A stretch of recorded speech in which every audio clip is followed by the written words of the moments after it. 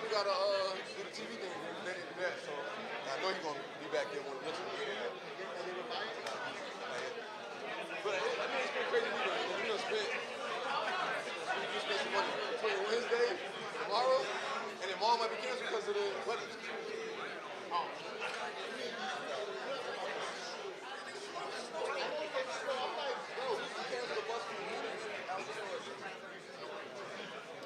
So it's like we got 7 coming out here.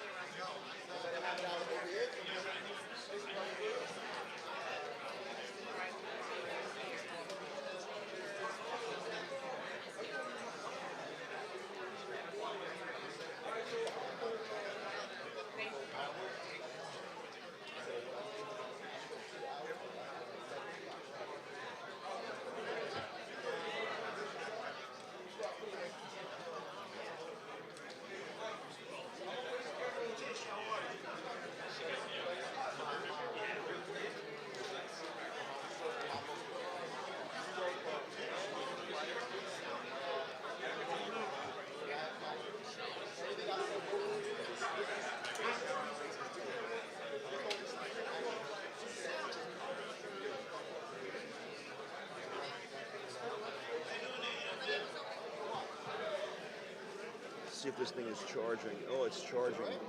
I'm just trying to charge. That's all right. Oh, I'm that's just. your phone. Yeah, it's just. Okay. This thing is very loose and doesn't charge, so I'm just trying to get it back to something because I lost it in the car. I gotta get it fixed, man.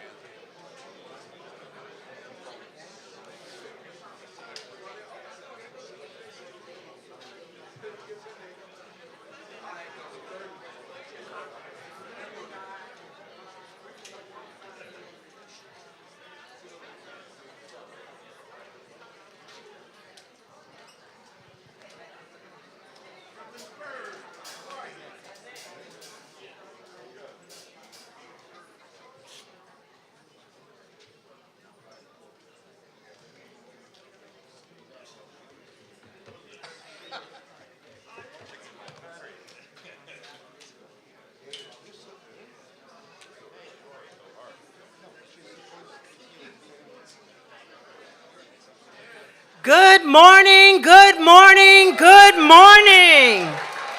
Welcome to another week of National Action Network Live. And in the words of our great late attorney Michael Hardy, when you hear the cry, no justice, no peace, you know you are where the action is. My name is Nancy Darlene Crawford, and I am your host for this morning's broadcast.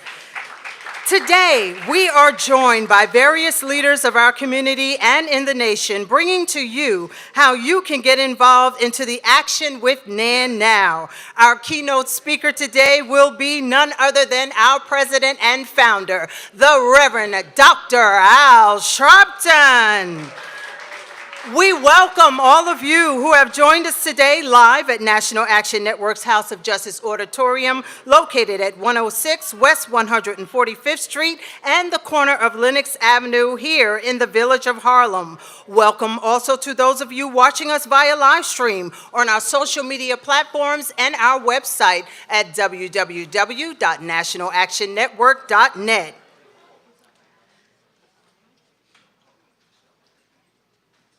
Tune in to MSNBC's Politics Nation with Al Sharpton every Saturday and Sunday at 5 p.m. Eastern Time live on MSNBC. Here are some announcements to keep you in the know. King Day Breakfast. On what would have been Dr. King's 96th birthday, National Action Network held our annual King Day Breakfast in Washington, D.C. on Wednesday. Co-chaired by Reverend Sharpton, Martin Luther King III, and Andrea Waters King, the packed breakfast at the Mayflower Hotel featured special remarks from Vice President Kamala Harris, and other powerful speeches included one from Martin Luther King III, reminding everyone of his father's legacy, emphasizing the urgent need for action, unity, and a renewed commitment to justice. House Minority Leader Hakeem Jeffries, Congresswoman Yvette Clarke, Assistant Attorney General for Civil Rights Christian Clark, and other notables were also at the King Day Breakfast. MLK Weekend and with Nan. On Monday, all roads lead back to the nation's capital for our rally for justice and keeping Dr. King's dream alive. As Donald Trump is sworn in, we won't stand still. We will rise up, honor, and defend Dr. King's vision by rallying for justice, equality, and progress. On the federal holiday honoring Dr. King, we will gather at 10 a.m. at the historic AME Church for an urgent rally as our hard-won civil rights gains are under threat with this incoming administration. For more information on both of these events, please visit www.nationalactionnetwork.net. Preserving DEI. On Thursday, National Action Network held yet another protest calling for the preservation of diversity, equity, and inclusion in academia, corporate America, government, and all facets of society. Gathering, as always, outside the offices of hedge fund billionaire Bill Ackman, Nan and supporters have sustained these weekly demonstrations for over a year now. When DEI is under attack, what do? Stand up, fight back. Passionately chanted the crowd. Nan's DEI Thursdays have called out Ackman's ongoing campaign against DEI and voiced our strong backing for more, not less, DEI measures. Rain, shine, or snow, we gather outside of Ackman's office with signage, protest chants, and plenty of passion. Things are slated to only get worse under a Trump administration. Nan and Reverend Sharpton will continue to lead the fight to preserve DEI so that society can actually reflect the diversity in our nation and increase opportunity for all. National Clergy Call. National Action Network convened a virtual National Clergy Call on Monday via Zoom. Reverend Sharpton and clergy from around the country discussed the Black church's critical role in preserving Reverend Dr. Martin Luther King Jr.'s legacy, the rally on Dr. King's federal holiday, the threats to our civil rights gains, and the ongoing fight for justice and equality.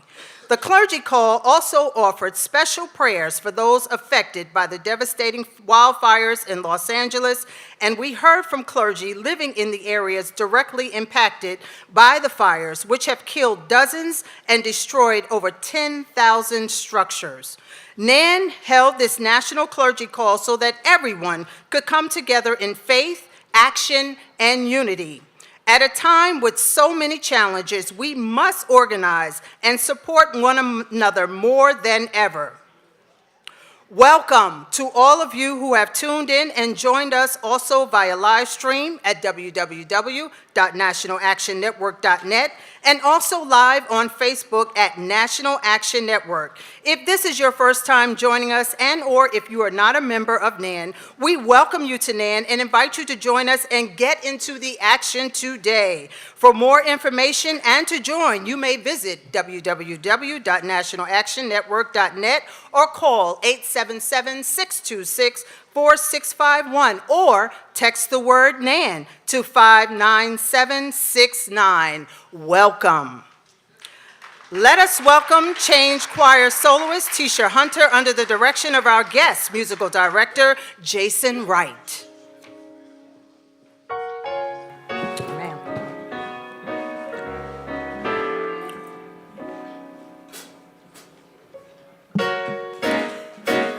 Come on, clap your hands this morning.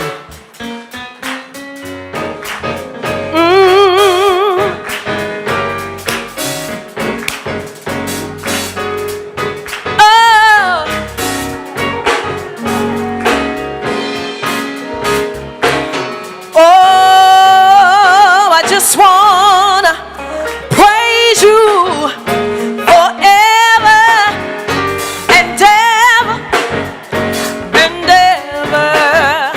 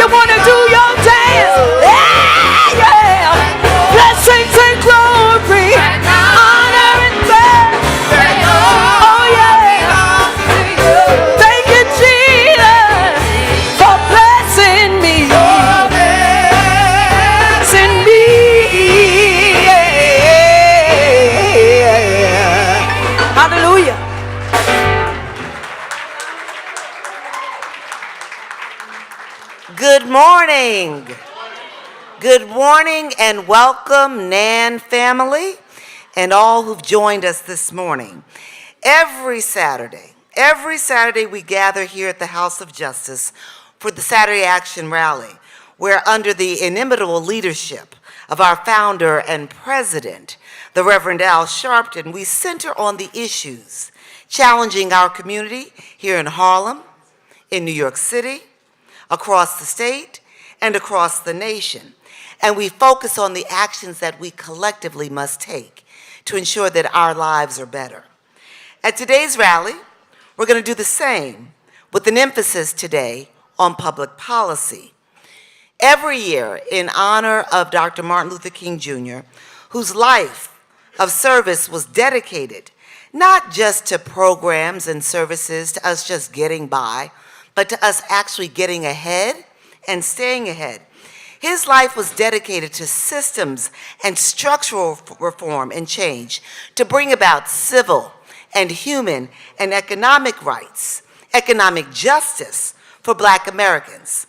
So every year on King Day, in honor of Dr. Martin Luther King, we at NAN, we come together and we take the time to hear from our elected officials at the city level, at the state level, and even at the federal level, to hear directly from them what are their aims, what are their commitments, what are their promises to ensuring that Black Americans and all Americans actually have what they are entitled to in this nation: civil and human rights and economic rights.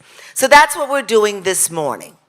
We typically do this on King Day, but this year, King Day, which is Monday, the holiday, Inauguration happens to fall on King Day. King Day doesn't fall on Inauguration Day. The inauguration is falling on King Day. All right? You all need to remember that. We all need to remember that. So here's the deal. That's what's happening this year, and we are nimble, we're flexible, we know how to shift. So we're going to be down in D.C., many of us on King Day, speaking out about injustice, doing our part to recognize and hold sacred the memory of Dr. King and live into it. But that didn't mean that public policy here in New York shouldn't happen, that the forum shouldn't happen. So we're using this morning's Saturday Action Rally to have our annual public policy forum. What's going to happen over the course of the next few hours is we're going to hear from our elected officials. We're going to hear them, and then what are we going to do, family? We're going to hold them accountable. Amen? They're not here to just talk at us. They're here to talk and tell us what they're going to do, and then we're going to work with them to hold them accountable. So we're going to get started. Now, before we do, I just have to tell you that while we're here today and we'll be down in D.C. on Monday, we were there this past Wednesday where we held our annual Martin Luther King breakfast. And it was a tremendous occasion. Even though the day was changed because it typically is on the Monday, King Day, the holiday, people showed up in massive numbers. And what was beautiful was that the energy and the spirit of Dr. King filled that space, filled that place. And despite all of the difficult days that lie ahead, as Dr. King reminded us on the eve of his assassination, there was a spirit that attended that gathering that let us know that hope is not lost. We are still in this fight. Battles may be lost, i.e. the presidency, but the war hasn't been won. Lost, right? We're going to keep up and we're going to keep going. And Vice President Kamala Harris was there to remind us of that. So we're going to bring that momentum to this moment. I'm going to get out of the way so our elected officials get engaged. And they're here to tell us what they're going to do. And then what are we going to do? Hold them accountable. Let's get going. Thank you, Jennifer Jones. Our first speaker will be D.A. Melinda Katz of Queens, New York, followed by Mayor Hector C. Laura of Passaic, New Jersey. Let us greet them at this time.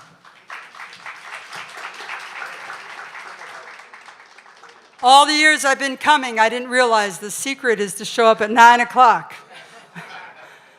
I want to thank Reverend Sharpton. I want to thank Nan for the work they do. I want to thank my colleagues that are here.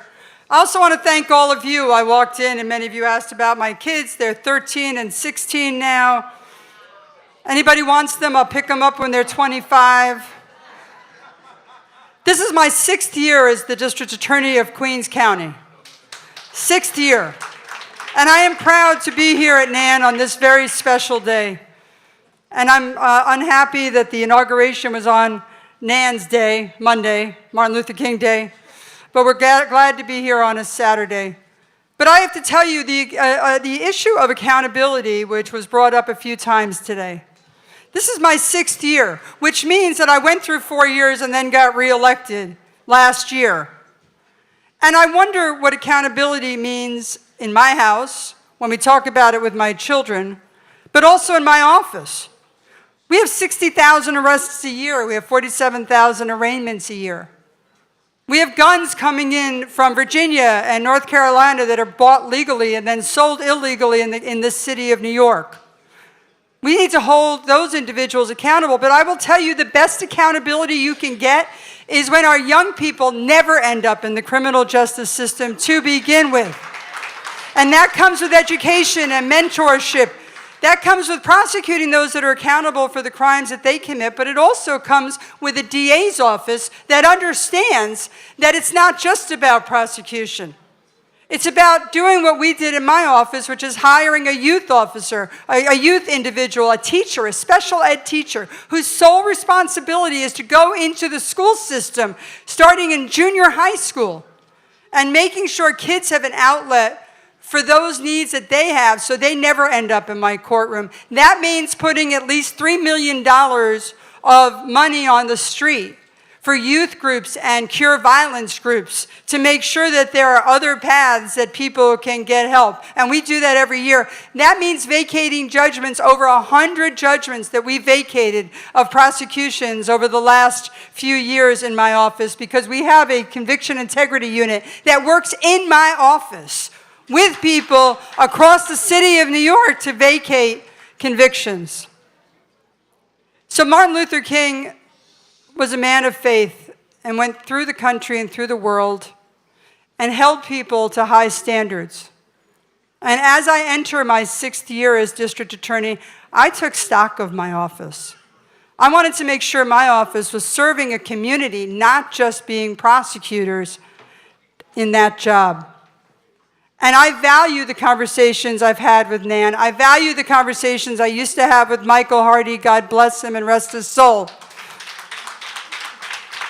I value the conversations I've had with the Reverend and people here at Nan. And I want to thank them for the work that they do. They are the perfect example that you don't always have to agree on everything, but you can reach common ground when you have what's called in this world, maybe sometimes considered a dirty word, is conversation and common sense. And that's what I believe is the path forward.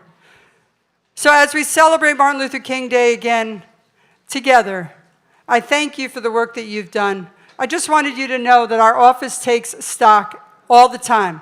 And as I enter this new year that I am facing as the DA, it is important that we continue to work together, that we hold each other accountable, and that we make sure that there are paths not to enter the criminal justice system.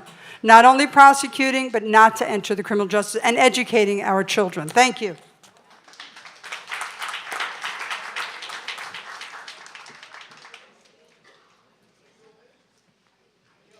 Good morning, everyone. My name is Hector Laura, and I'm the mayor of the city of Passaic, New Jersey. It is an honor and a privilege. A couple people from Passaic, okay.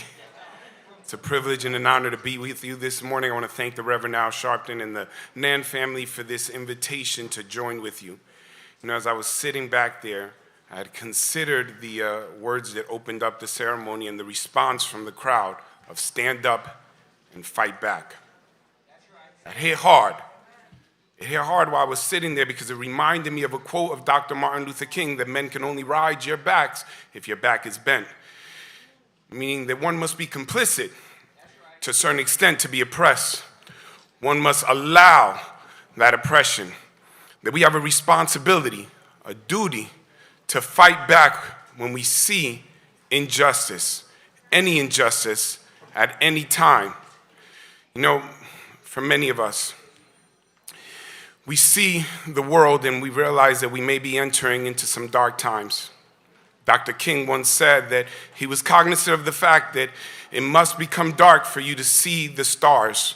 And I believe that there are stars among us that are willing to stand up and fight back. Stars amongst us within our youth that are willing to pick up the torch and continue the legacy. As I was hearing about the fact that the 20th is King's Day, and it's important that we honor and remember his work, his vision, and his dream. On the 20th can be King's Day, but every day can be Legacy Day, because each day we are charged with that responsibility to continue his legacy and fight against injustice and fight for those who are most vulnerable, those who are often considered marginalized, those who perhaps are in desperate need of leaders that are willing to amplify the voices of those that go unheard.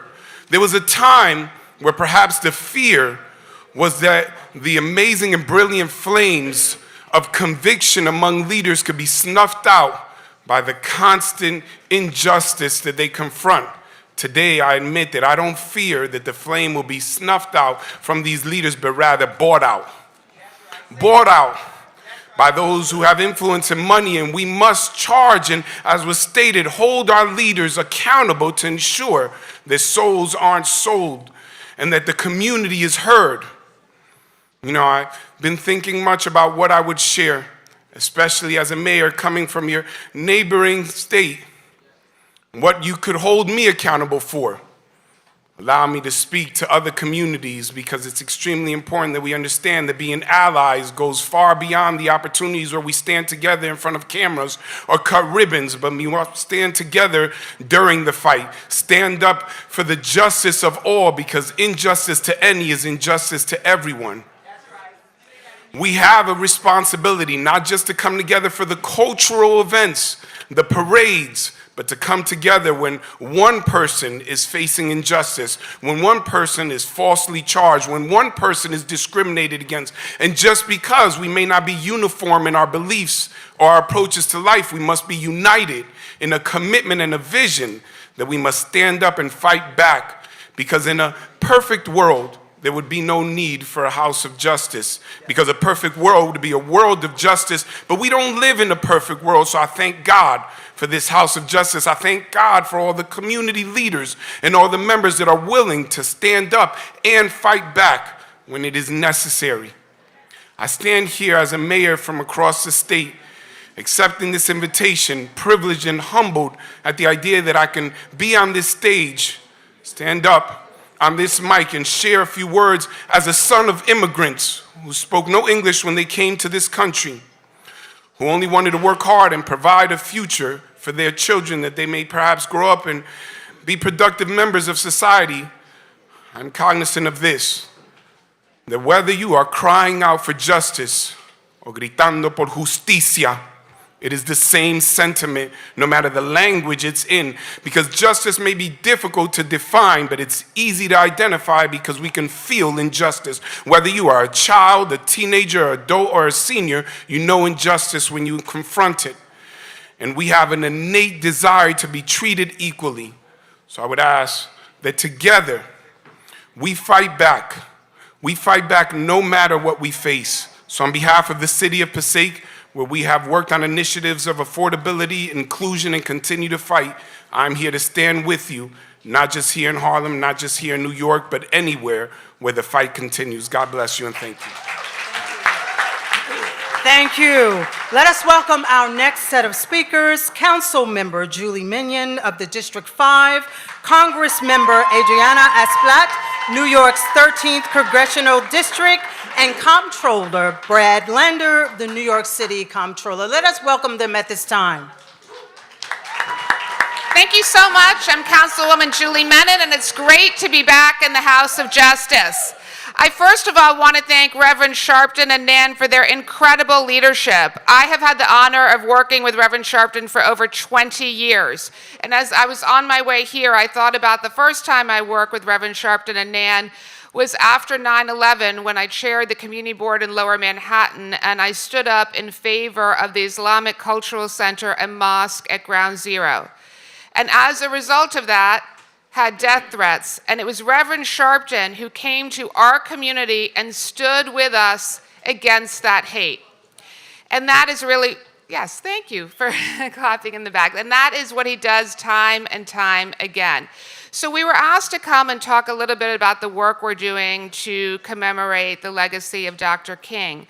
And I can't think of more important work that we can do than to protect at this vital time our immigrant communities. I served as the city's 2020 census director, working with Reverend Sharpton. And at that time, President Trump put a question on the census that hadn't been on in 70 years. And that question was, are you a US citizen? And we took that case, we sued the Trump administration, took that case to the Supreme Court, and we won. And I mention that because here we are once again with the Trump administration coming in with the threat of mass deportations across this city. And we need to, in the words of Dr. King, stand up and make sure that people are seen, that they're heard, and that they're counted. And that is exactly what we're going to do once again. In the 2020 census, thanks to the leadership of Reverend Sharpton and groups. I see HTC in the house, and I really want to say thank you, HTC, and its president, Rich Morocco. Thanks to the incredible coalition we had on the census, we finished #1 in the country, meaning billions of dollars came back to the city. So what is going to happen now with the incoming Trump administration? They are once again going to threaten our immigrant communities. Are we going to allow that?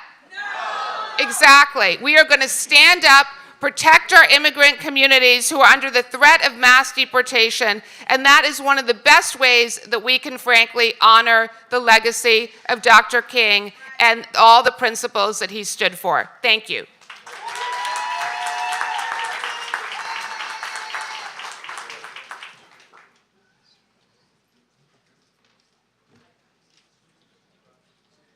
Good morning, Nam. Good morning, Nam. Dominic, good morning, Nam. Okay, thank you for being here once again to celebrate the legacy of the great Dr. Martin Luther King Jr. This year's theme for King's Day of observing is Mission Possible, protecting freedom, justice, democracy, in the spirit of nonviolence. So I want to talk to you briefly about two things. The first thing is the meaning of a sanctuary city. Because as Malcolm X used to say, we've been bamboozled, hookwind, led astray on the meaning of a sanctuary city. Let me tell you what a sanctuary city is. A sanctuary city is when a mom takes her 6-year-old to school and they don't have any papers and she could feel assured that the principal is not going to call ICE on them. That's a sanctuary city. A sanctuary city is when a senior goes to the emergency room and is felt reassured that the nurse is not going to call the authorities on him or her. A sanctuary city is when a woman, a victim of domestic violence, goes to the precinct to report the batterer, and she feels reassured that they're not going to cuff her, arrest her, and deport her. That's a sanctuary city. And this location, this church, this house of justice is a sensitive location. So when you're talking about the mass deportation efforts that will begin on Monday in Chicago or maybe here in New York, we got to come together in the spirit of the theme of Martin Luther King, in the spirit of justice and democracy, and ensure that this house is not raided by ICE. That an emergency room is not raided by ICE. That a school is not surrounded by ICE officers. That a funeral home is not raided by ICE. That's what sensitive locations are. And so now more than ever, we got to reboot. You know what happens sometimes when your iPhone gets stuck and you can't get it to work? You reboot it. You turn it off and on. Now it's time to reboot. To make sure that we stand for the principles that are sacred to our country, to our state, to our city, and continue to fight to make sure that this city remains a sanctuary city and that this house of justice continues to be a sacred, sensitive location. God bless you and keep the faith. Thank you. Just as a friendly reminder, we would ask that all speakers, please, your time is 5 minutes. Thank you. Let us welcome Assemblyman Al Taylor, the Assembly District of Upper Manhattan. Good morning, everyone. Come on, good morning, everyone. Something said to me, this is a day that the Lord has made. Let us rejoice. Somebody said, oh, magnify. Let us rejoice. So listen, this is a great time. Just imagine, if you would, all of us being right there with Dr. King in those historical moments. But it wasn't so. All the folks together today was not like it was back then.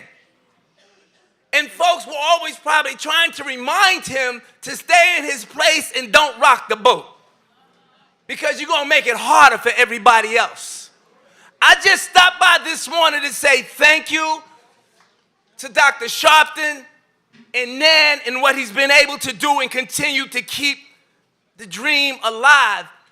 But it only is alive as it resonates in us. It is only alive as it resonates in us. It is only alive as it resonates in us, okay?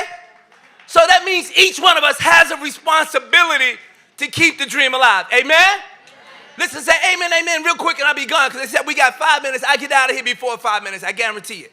I just want to share something just before I leave, if I can do that. And it looks like this. It's a Dr. King quote. And it says this: in the end, we will remember not the words of our enemy, but the silence of our friends. Come on. At the end, I don't want to butcher that, so I'm going to run it back one more time. In the end, we will remember not the words of our enemies, but the silence of our friends. In the diaspora, the black struggle is realer today than ever before. It's realer today than ever before, because there is a society and a condition that's happening in D.C. that says we want to take you back, right? And I'm reminded when Grandma would get up, there was a song that said, ain't nobody gonna turn me round, turn me around. Ain't nobody gonna turn me round, turn me round. So at the end of the day, if we will use what we know, I think it was Dr. Bob McCullough that says, each one, teach one. Each one, teach one. Now, as I look across this room, I'm going to say the average age is about 21. Y'all look good. I see my good friend and new member to the Assembly, Assembly Member Jordan, right. And the youngest member to ever be elected black into the New York State Assembly, Khalil Anderson, walking in the door. I just want us to know that although it may look like it's impossible, It is reachable and the dream is yet attainable. And let me leave with this. There was a book I read some time ago, and it was called Nehemiah.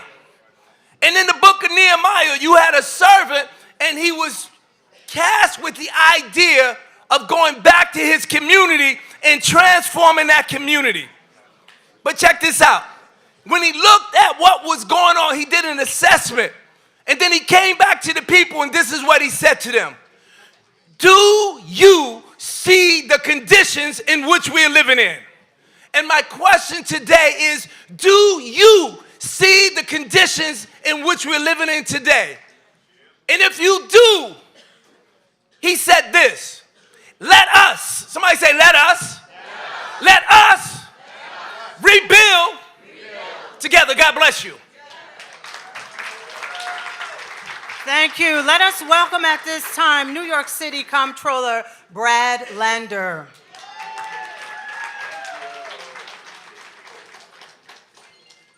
Good morning, National Action Network. Good morning. Both in bright times and in dark times, it is good to be in the House of Justice.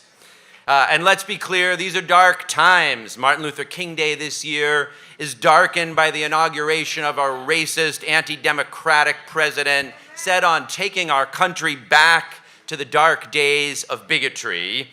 So I'm glad that Nan is counter-programming the inauguration on Monday in D.C. Give it up for the folks going down there in this cold weather to stand up and be heard. Dr. King also knew about dark times, of course. He knew about backlash. In an address to the National Conference on New Politics in 1967, he said this, "Yes, the hour is dark. Evil comes forth in the guise of good. Ever since the birth of our nation," he said, "white America has had a schizophrenic personality on the question of race. She has been torn between selves, a self in which she proudly possesses the great principle of democracy, and a self in which she madly practices the antithesis of democracy, causing America to take a step backwards simultaneously with every step forward on the question of racial justice. That step backwards," he said, "has a new name today. It is called the white backlash. But the white backlash," he said, "is nothing new. It is the surfacing of old prejudices, hostilities, and ambivalences that have always been there. It was caused neither by the cry of black power, nor by the unfortunate recent wave of riots in our cities. The white backlash of today," he said in 1967, "is the same problem that has characterized America ever since the black man landed in chains on the shores of this nation." Dr. King foresaw moments like this. Dr. King understood Donald Trump, and he knew who white moderates would blame just in moments like now. So, what would Dr. King have us do in this dark hour of white backlash? I believe two things.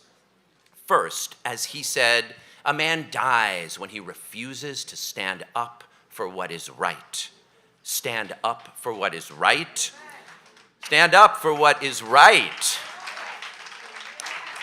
In my work in the New York City Comptroller's Office, this is what standing up for what is right means. When we invest the $285 billion in pension funds that are the retirement security for our teachers, firefighters, police officers, standing up for what is right means this: despite the pushback against DEI, against so-called woke investing, we are not giving one single inch in our work for diversity, equity, and inclusion in the management of New York City's pension fund, not one single inch.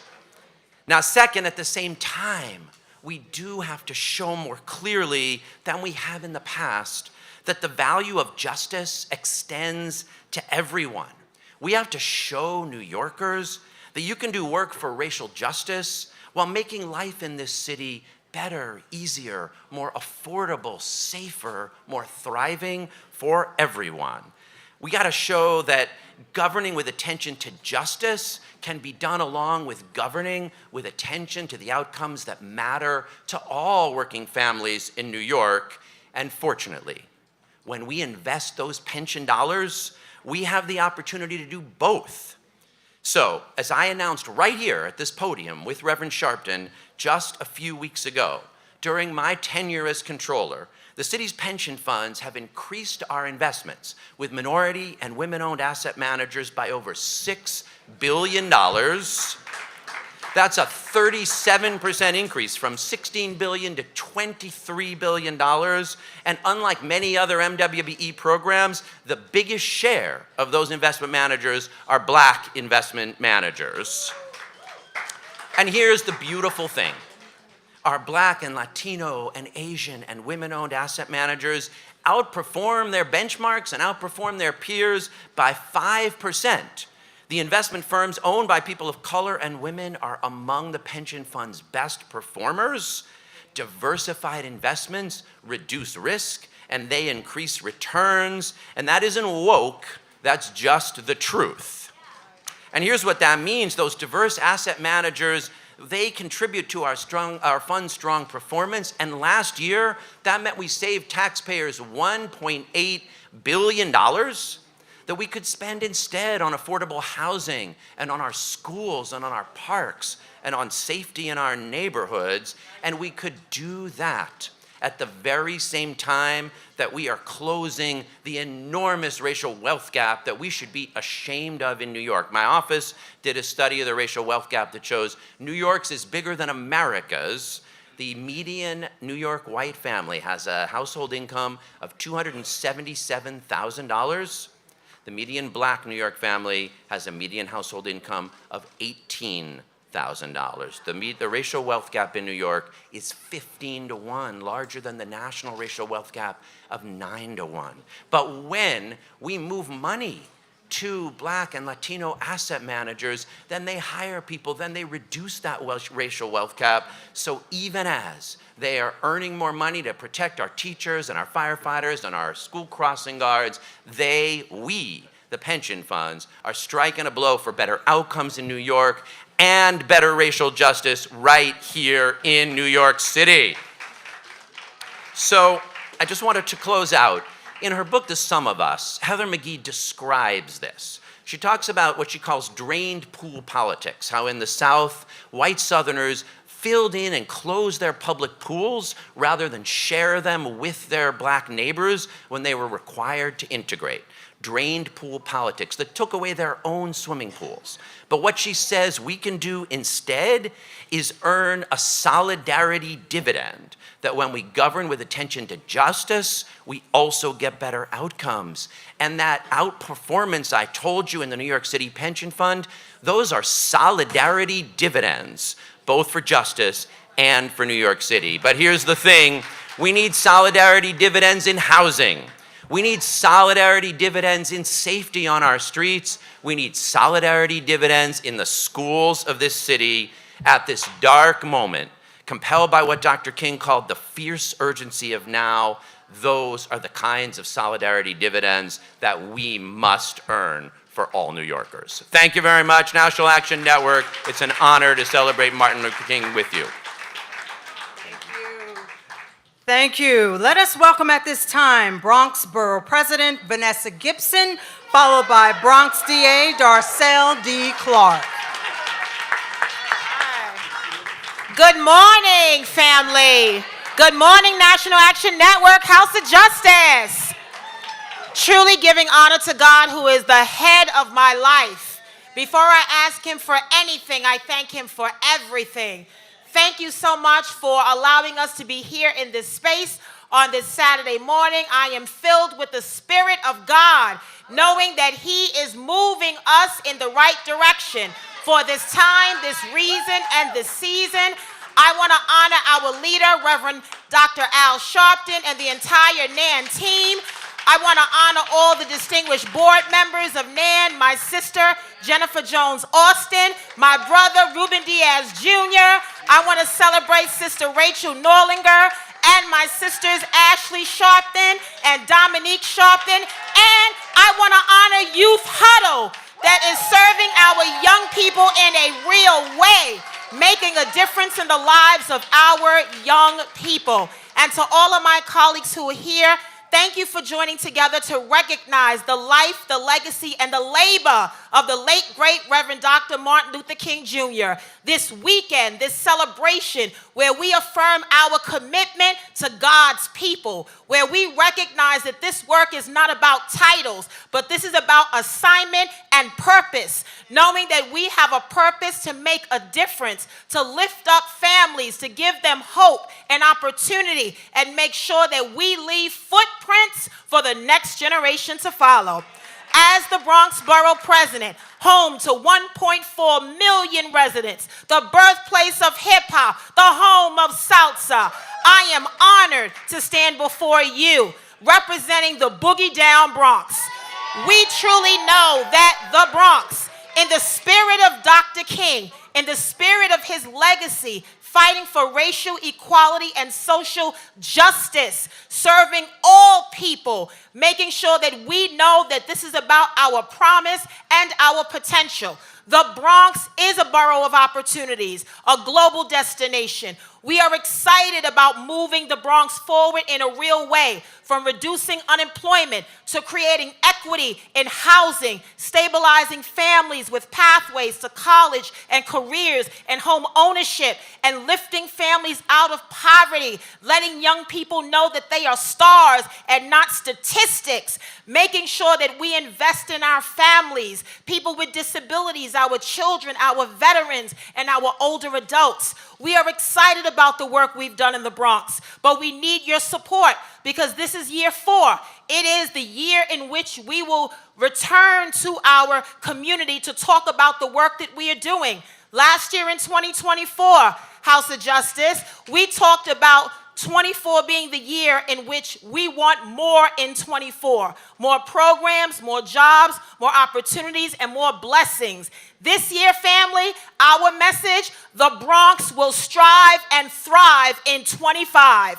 We are not playing when it comes to addressing income inequality and housing discrimination. All of what we face in the Bronx, the setbacks that we have encountered have been our preparation for a comeback moment, folks. And we need all of you to join us in this work. Walk with us on this journey as we encourage, empower, and motivate our people to be their very best. That is how you honor Dr. King. You be an upstander and not a bystander. You do something in your community to make a difference. You don't need the title, folks, but if you do the work, the title will come. And so I need everyone here at House of Justice to realize that as we move forward, as we honor the life and the legacy of Dr. King, we recognize the dream, we recognize what we have done and achieved, but we recognize that the work remains unfulfilled. And so if you understand, if you know your purpose, if you know your assignment, then I look forward to even more work. Monday, January 20th, we will be having an interfaith celebration at Trinity Baptist Church at 10 a.m. in the Northeast Bronx. And right after that, we're doing a relief effort collection drive for all the families displaced by a fire that we had 2 weeks ago in the Allerton community. It is a day on and not a day off. And so I empower, encourage all of you to do this work together, because when we join together, when we walk together, we are truly better together. Thank you so much, folks. God bless you, House of Justice. God bless you, National Action Network. And let's celebrate the life and legacy of the Reverend Dr. Martin Luther King Jr. To God be all the glory.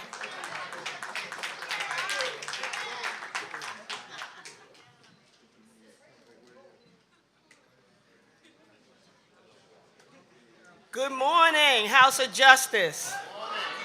I'm Bronx DA Darcel Clark, and you all know good and well I don't like going after Vanessa, right? You all know that. But yet and still, they continue to do it. But thank you so much to the Honorable Reverend Al Sharpton, to the National Action Network, to the board members, all of you, and to the community. Thank you so much. You know, I would be remiss not to mention the fact that my mentor, the late Michael Hardy, is not here. Every year when I came here, Michael always greeted me.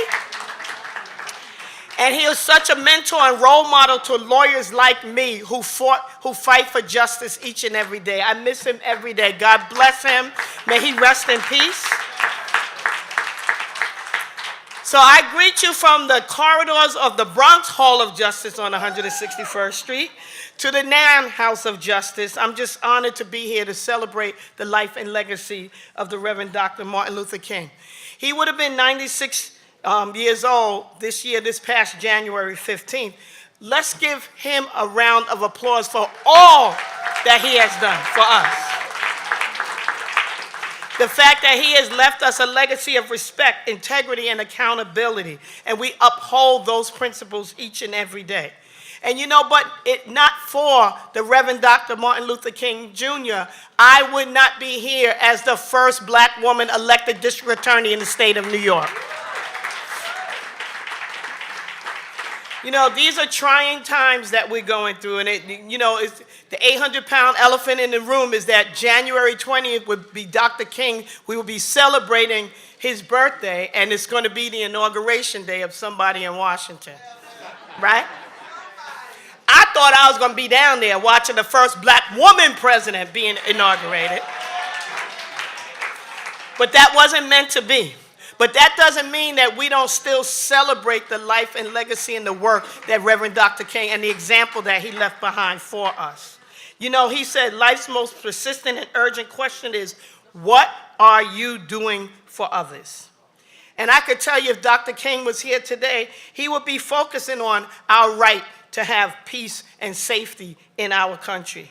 He would be out here leading marches and being a voice against the gun violence that we've seen that's claiming our young black boys and men each and every day, that I have to deal with each and every day, that's destroying our lives and our families and our communities and watching them become victims as well as perpetrators of the crime because of the underinvestment in our communities. He would be decrying the fact that we don't have those resources, that there's inequity in education and jobs and housing. And he would be in the streets mentoring these young people because that's what we need. We need to invest in our young people. That's how we're going to turn this around. And we have the ability to do this. And I know that we can and that we will. He would be so proud of the clergy that we have in this country right now, the work that the clergy is doing. I use them as partners each and every day because they stand in the gap between the families that are suffering and those who are aspiring to greatness. So I'm so happy to be there. You know, as Bronx District Attorney, my priority is justice in all forms, however I can deliver it, for crime victims as well as those who are accused of crime. We can have public safety and fairness at the same time, and that's what I do each and every day as the Bronx District Attorney. I'm in my 9th year, right? But I tell you what, thank you. 9 years, I can't believe it, right? But I will never get used to losing our young boys and men to prison and jail. I will not get used to that. And I'm going to continue to advocate for resources to make sure that we have the prevention and intervention before they end up there. I stand in the middle and in the gap to make sure that that doesn't happen. And I promise that I'm going to continue to do that. And it's because of the legacy of Dr. King that I know that that is the way to go. That it's not sending everybody to jail and prison, but to giving them second chances as well.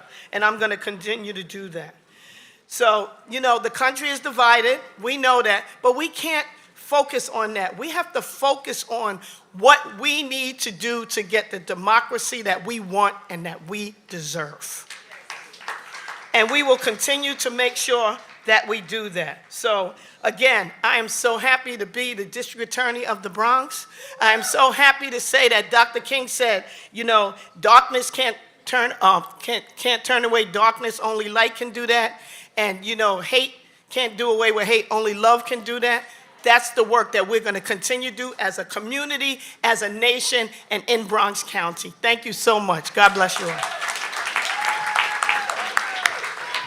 Thank you. Let us welcome at this time New York State Comptroller Tom DiNapolio.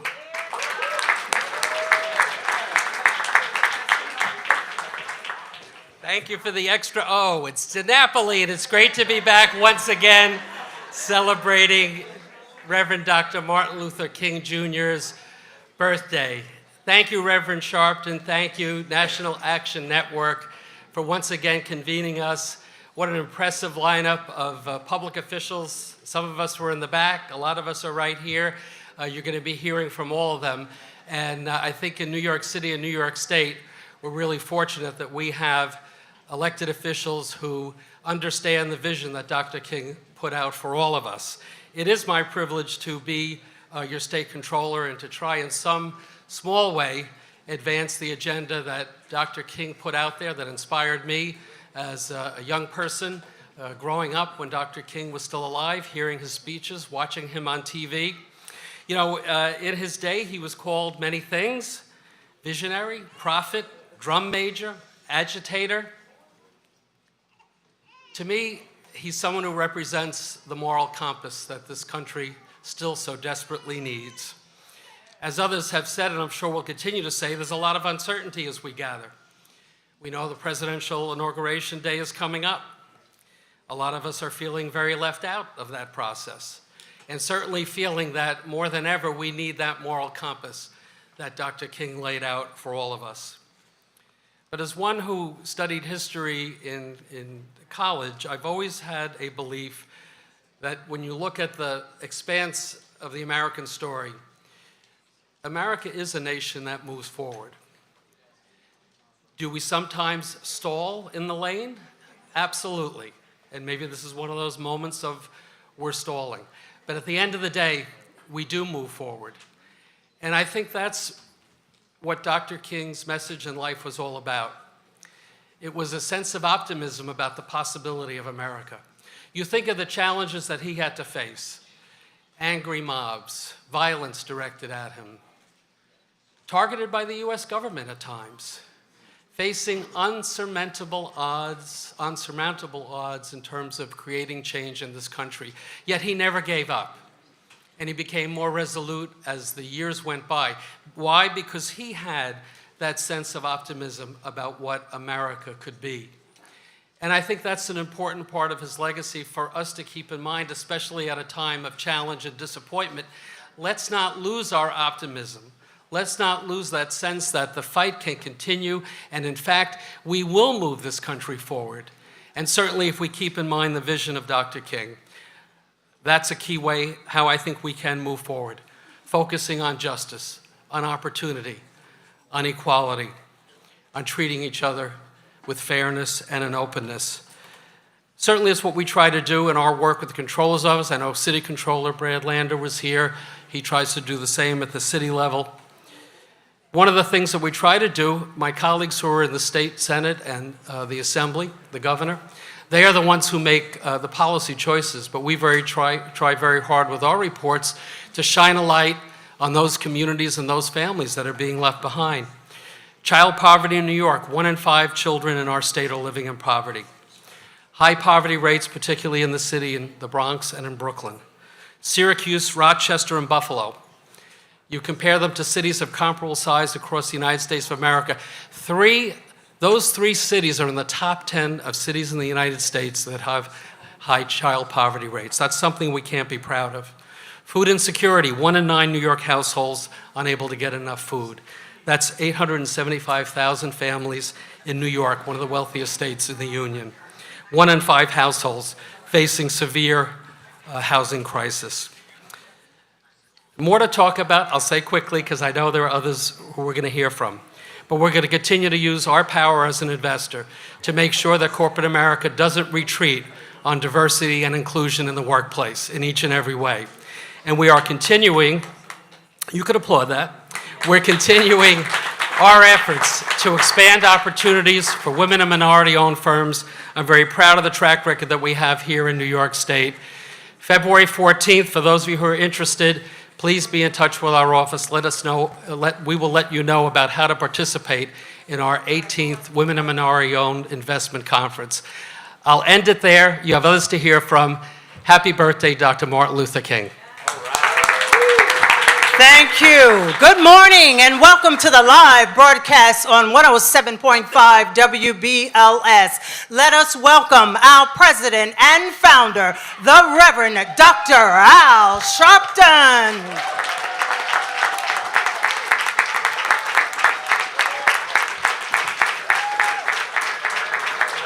No justice. No justice. No justice. No justice. What do we want? What do we want? What do we want? When do we want it? When do we want it? When do we want it? Shake hands with the person next to you. Tell them you love them.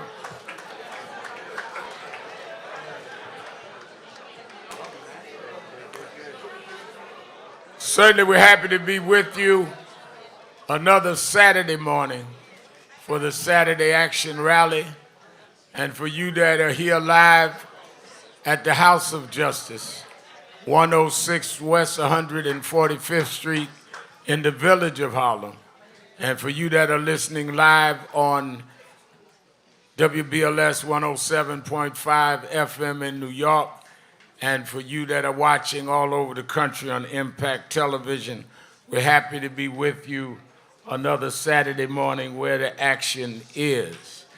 Give a hand to our presider. Give a hand.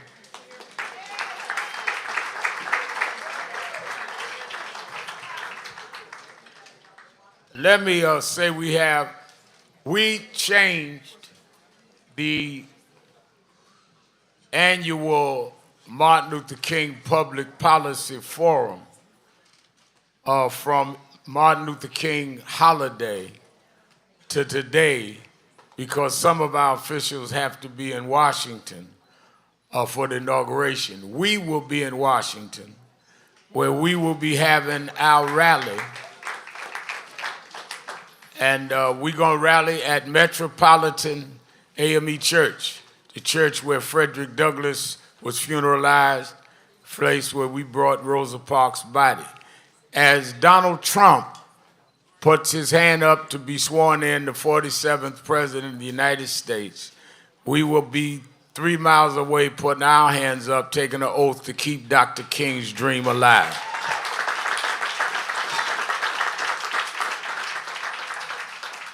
The most anti-Dr. King policy president since Dr. King's assassination is Donald Trump. And we're going to make it very clear that we are not there to protest the inauguration. We're not January 6th insurrectionists, but we're there to affirm who we are. And we're going to stand up and affirm that. And we want everybody, we have buses leaving here, buses from all over the country because of weather. We were going to march to the church, but we're going to let folks not march if the weather is as bad as if it is, the buses will roll up and we'll march.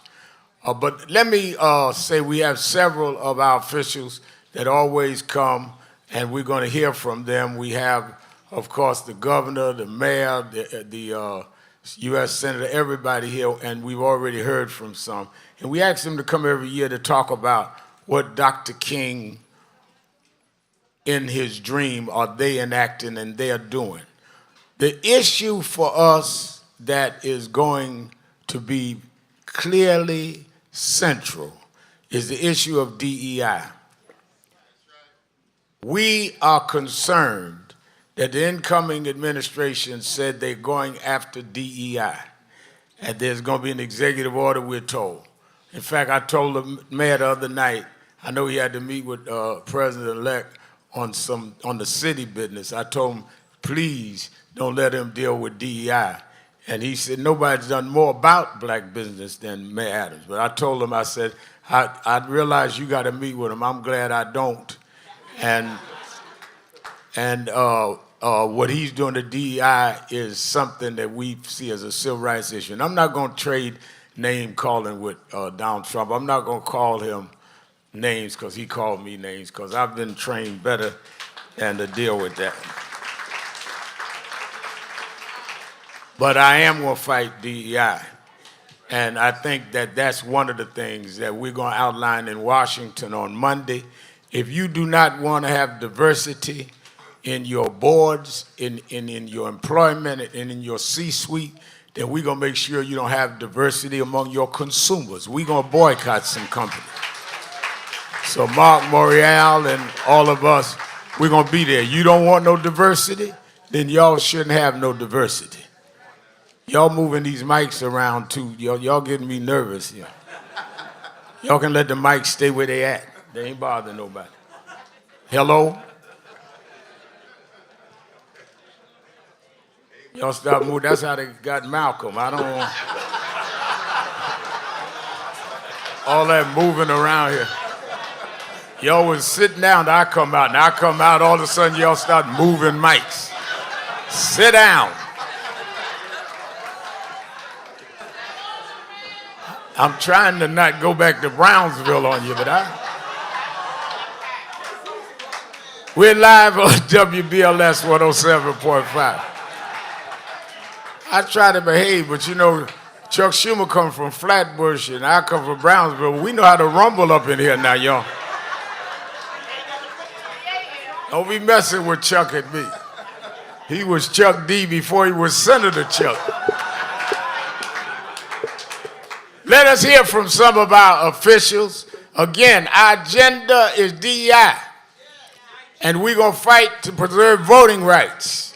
And we're going to fight to protect our elected officials that stand up for us. Those that don't stand up for us, we are not standing up with them. Is that right? Let us hear from the majority leader for at least a couple more days of the United States Senator, our friend Senator Chuck Schumer. Thank you, Rev. When the Rev and I are here, Brooklyn is in the house. Thank you. Thank you. It's great to be here today. What better place than to celebrate this legacy in the house that the Reverend built right here at NAN. And let me just say this. We celebrate this wonderful holiday in a few days. Think about it. It's the only holiday on our calendar that commemorates one man. Now, we have Mother's Day for the mothers, and Father's Day for the fathers, and Veterans Day for the veterans, and President's Week for the presidents, but only one holiday for one man, and that is Dr. King's Day. Because he was so unique and so singular and so special. And I'm very proud that it's a national holiday, because as a congressman, I helped make it happen. I carried the legislation with some others that created this national holiday, and you would have been amazed at the bigotry, the outright bigotry against all of us and Dr. King when we tried to pass that legislation. But Dr. King would have told us to persist, we did, and now we're celebrating from one end of America to the other, the greatness of Dr. King. And let me just say this, what did he do? So many things. But the way I like to look at it is he hoisted a mirror on his broad shoulders, and with his brilliance, with his eloquence, and with his faith, he forced America to look into that mirror. And America didn't like what it saw. And that began the slow, inexorable path to change that we are fighting for, continuing to fight for right now. And let me tell you, as majority leader, we did a lot. We put in 235 federal judges, 2/3 people of color, 2/3 women, a record number of black men, black women, Hispanic men, Hispanic women on the bench. And why is that more important now than ever? Because when they try to take away democracy, which they will, as Dr. King knew, one of the best, probably the best, especially with this Congress, the best court, the place to go to preserve our rights are the courts. And you go to the district courts, and these new judges will be our first line of defense. And that is why Senator Gillibrand and I worked so hard to get all these bench people on the bench, including our first black woman, Ketanji Brown Jackson, as U.S. Supreme Court Justice. So we got a lot to do, and we got to fight.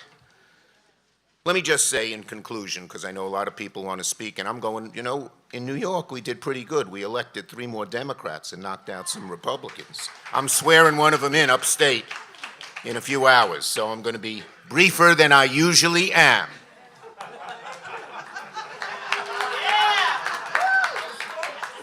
We have times of trouble. But what would Dr. King tell us? Because he knew one thing, that if you persist and persist and persist, we'll succeed. The scriptures guided him, they can guide us and should. The prophet Amos always rang in his ears. Let justice run down like water and righteousness like a mighty stream. And when everything came down on him, and they put him in jail, and they cursed at him, and they did everything, and ultimately they took his life from us.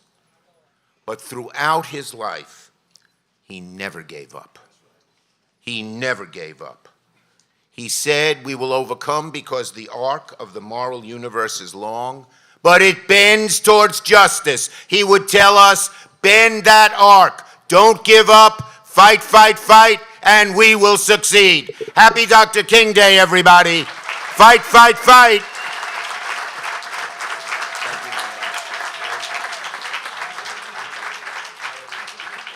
Senator Chuck Schumer.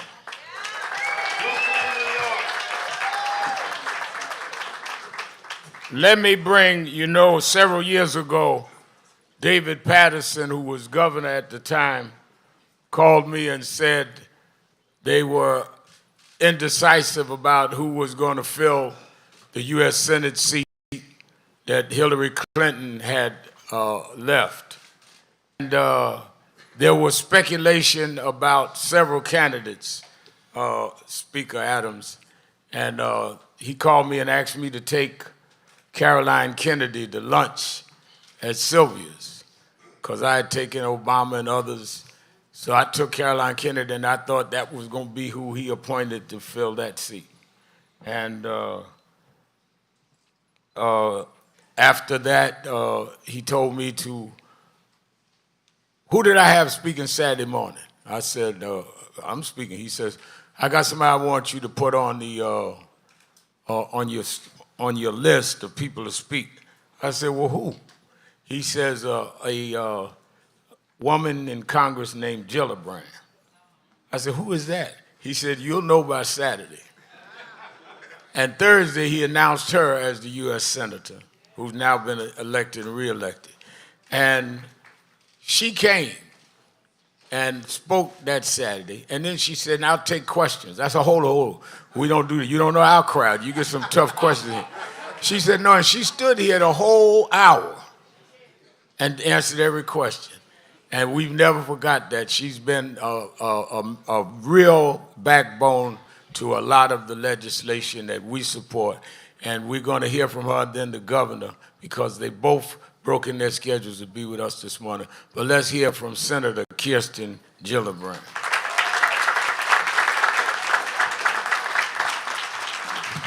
Well, I just want to thank our Reverend for being such a champion, such a leader, such a formidable foe. He is somebody who never gives up, never gives in, never tires. He's extraordinary. Now, that first meeting was 15 years ago. I was nursing an infant. I had blonde hair. It's now white. We all change over many years, but what has never changed is how much he cares about this community and how hard he's willing to fight for it. So thank you to Reverend Sharpton for having us here today. We are so grateful to you. So I want to recognize both Senator Schumer, who just went upstate. Our governor's about to go upstate, too. Our governor made a huge difference in actually changing the balance of power in New York. That's why they're going. We had 7 battleground seats in New York, and we won 5 of them, and that's because of governor's leadership. Thank you, Madam Governor. So I love coming here for the celebration of the life of Dr. Martin Luther King Jr., whose spirit and tradition is what informs the National Action Network. It's why it was founded. Dr. King believed in the power of collective action, of going out into the world to fight for what's right. He knew even when he faced enormous challenges, death threats, constant hate, constant obstacles, that love would someday be what triumphs over hate. He wrote in his 1963 book, Strength to Love, returning hate for hate multiplies hate, adding deeper darkness to a night already devoid of stars. Darkness cannot drive out darkness. Only light can do that. Hate cannot drive out hate. Only love can do that. On Monday, Americans across the country will celebrate Dr. King's legacy of love, but we will also inaugurate a president who does not share those values, who often breeds the opposite. And many of us deeply oppose what he stands for. I know the next 4 years will be difficult for many of us, especially for nonprofits and civil rights organizations like NAN, but we will not give up hope, and we must not cease to love. It is what Dr. King would want from us, and he gave us his life to defend that principle. In his letter from the Birmingham jail, Dr. King wrote about the importance of taking action and fighting for what you believe in, and he criticized those who remain cautious, more cautious than courageous, remain silent in the face of injustice. That's something that organizations like NAN exemplify, the notion that we will never sit idly by. We will go into the world and fight for what we believe in. When we see injustice, when we hear those calls to change, we will fight, standing side by side until that fight is won. That is what Reverend Sharpton has committed to today. That is what we are committed to for the next 4 years. Now, God instructs us to use our unique talents and abilities to make the world a better place, and that means putting ourselves in environments of tension. We call that good trouble. That's what Congressman John Lewis always believed in. And even when we face those enormous challenges, even when we get knocked down, we will keep going. And as your senator, I am committed to using my platform to push for meaningful change. I'll continue to fight for voting rights to ensure every voice is heard, reduce housing costs and expand access to affordable housing, fund job training programs, and create real pathways to economic opportunity and generational wealth. I will fight to end the unacceptable disparities in Black maternal health and address the absolute pandemic of gun violence that plagues our communities. These are not just policy priorities. They are our moral imperatives. In this very, very dark time of darkness, we will meet this hate with love, and we will fight for justice, decency, and equal opportunity for all. I want to thank Reverend Sharpton for his leadership and the bright light he shines every day. God bless you, Rev.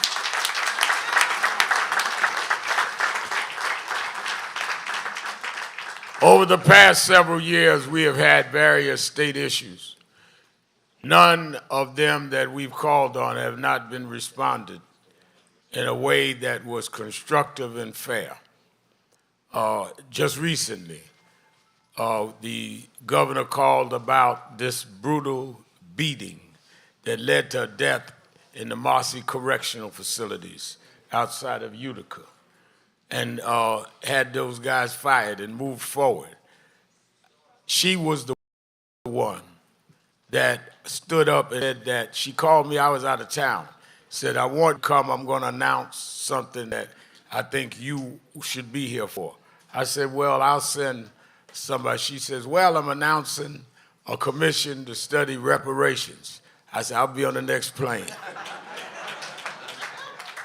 She has that kind of courage and that kind of vision.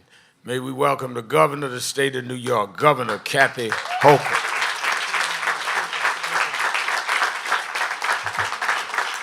Good morning, friends. It is such an honor to be back here again in a place that all across America symbolizes the continuation of Dr. King's movement. Where else but here, under the leadership of Reverend Al Sharpton, do we talk about our moral responsibility to others? And guess what? We don't just talk about this here. We answer some tough questions. Dr. King spoke literally 2 months before he was assassinated, February of 1968, at his beloved Ebenezer Baptist Church in Georgia. He said, "Life's most persistent and urgent question is, what are you doing for others?" I say the time for asking that question is over. The time to show your actions is now. And we will continue to stand together and rise up with the moral conscience of the people in this room and Dr. Reverend Al Sharpton, and thank them for all they do. Let's talk about what we can do. I have to ask a question. Are there any moms and dads out there? Any grandparents out there? How are you doing these days? It's hard, isn't it? It's hard. Families are struggling. Hard-working New Yorkers and Americans are struggling all over this country. And what we have to do in government is to acknowledge that and figure out how we can answer the question, how we can lift them up and make their lives better. That is my message from Dr. King from 1968 to now, and I will continue to live that. We answered that question. And I said, as your governor, I'll make your family my fight and put more money back in your pockets to help you get through the stress of everyday life. We're going to do that, and here's how. If you have little kids, $1,000 for babies under the age of 4. Because I know as the first mom governor, it's the diapers, it's the formula. They grow out of their clothes every 3 months. Am I right about that? So these are real experiences that I've lived, and I want to help New Yorkers. Let's help the little kids. Let's help school-age kids. Anybody ever have to get reduced or free school lunch or breakfast? You know what? For kids, that's kind of embarrassing, isn't it? There's a stigma. They feel kind of bad and separated. I'm saying every child in the state of New York gets free breakfast and free lunch, so every little child can never sit in school again with their little tummies growling. I want them to learn. And you've all paid so much because of inflation, right? It wasn't your fault. You didn't do anything wrong. The cost of everything went up 20% in the last few years.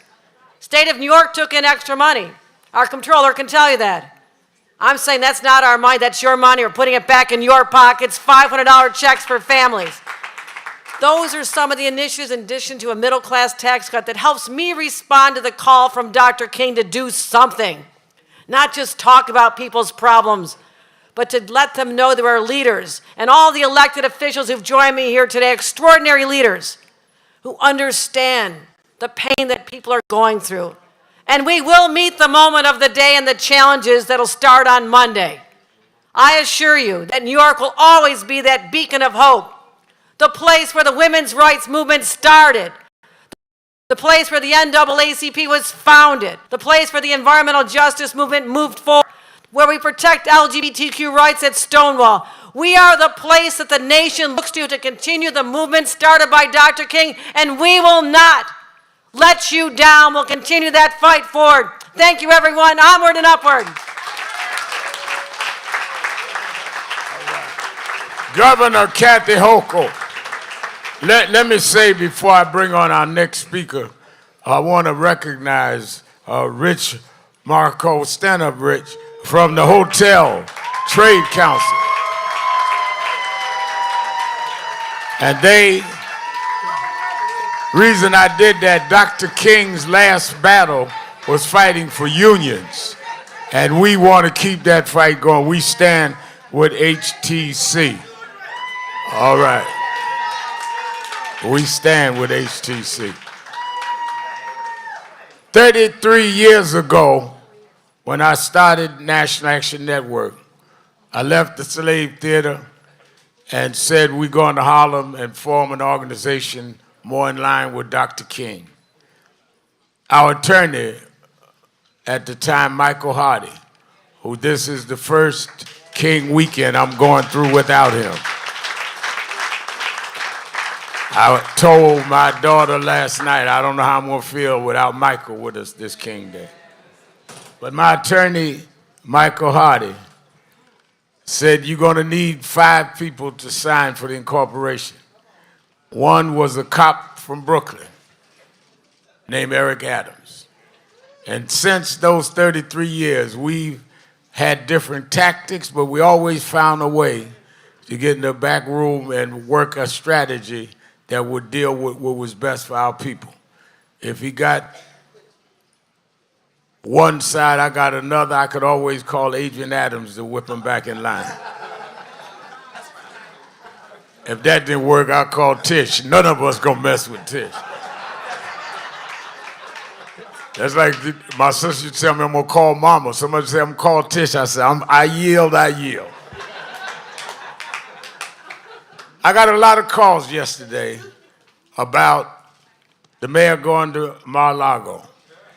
And I said that my concern is Trump playing this wrong.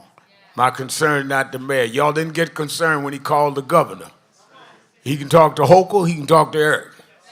But let's not let him trick this into some way to cover some of his anti-king, hateful, biased way. Our elected officials got to talk to the president. I got to walk on the president. I know my role.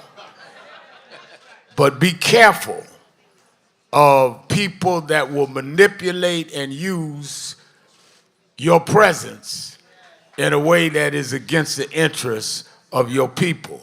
And we should be careful not to let them turn us against each other.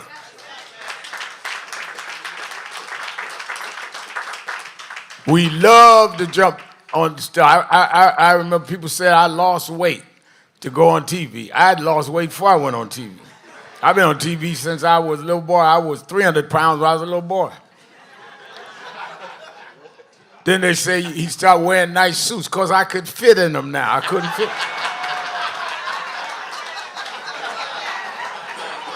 They didn't sell these kind of suits in my old size. There's always a conspiracy.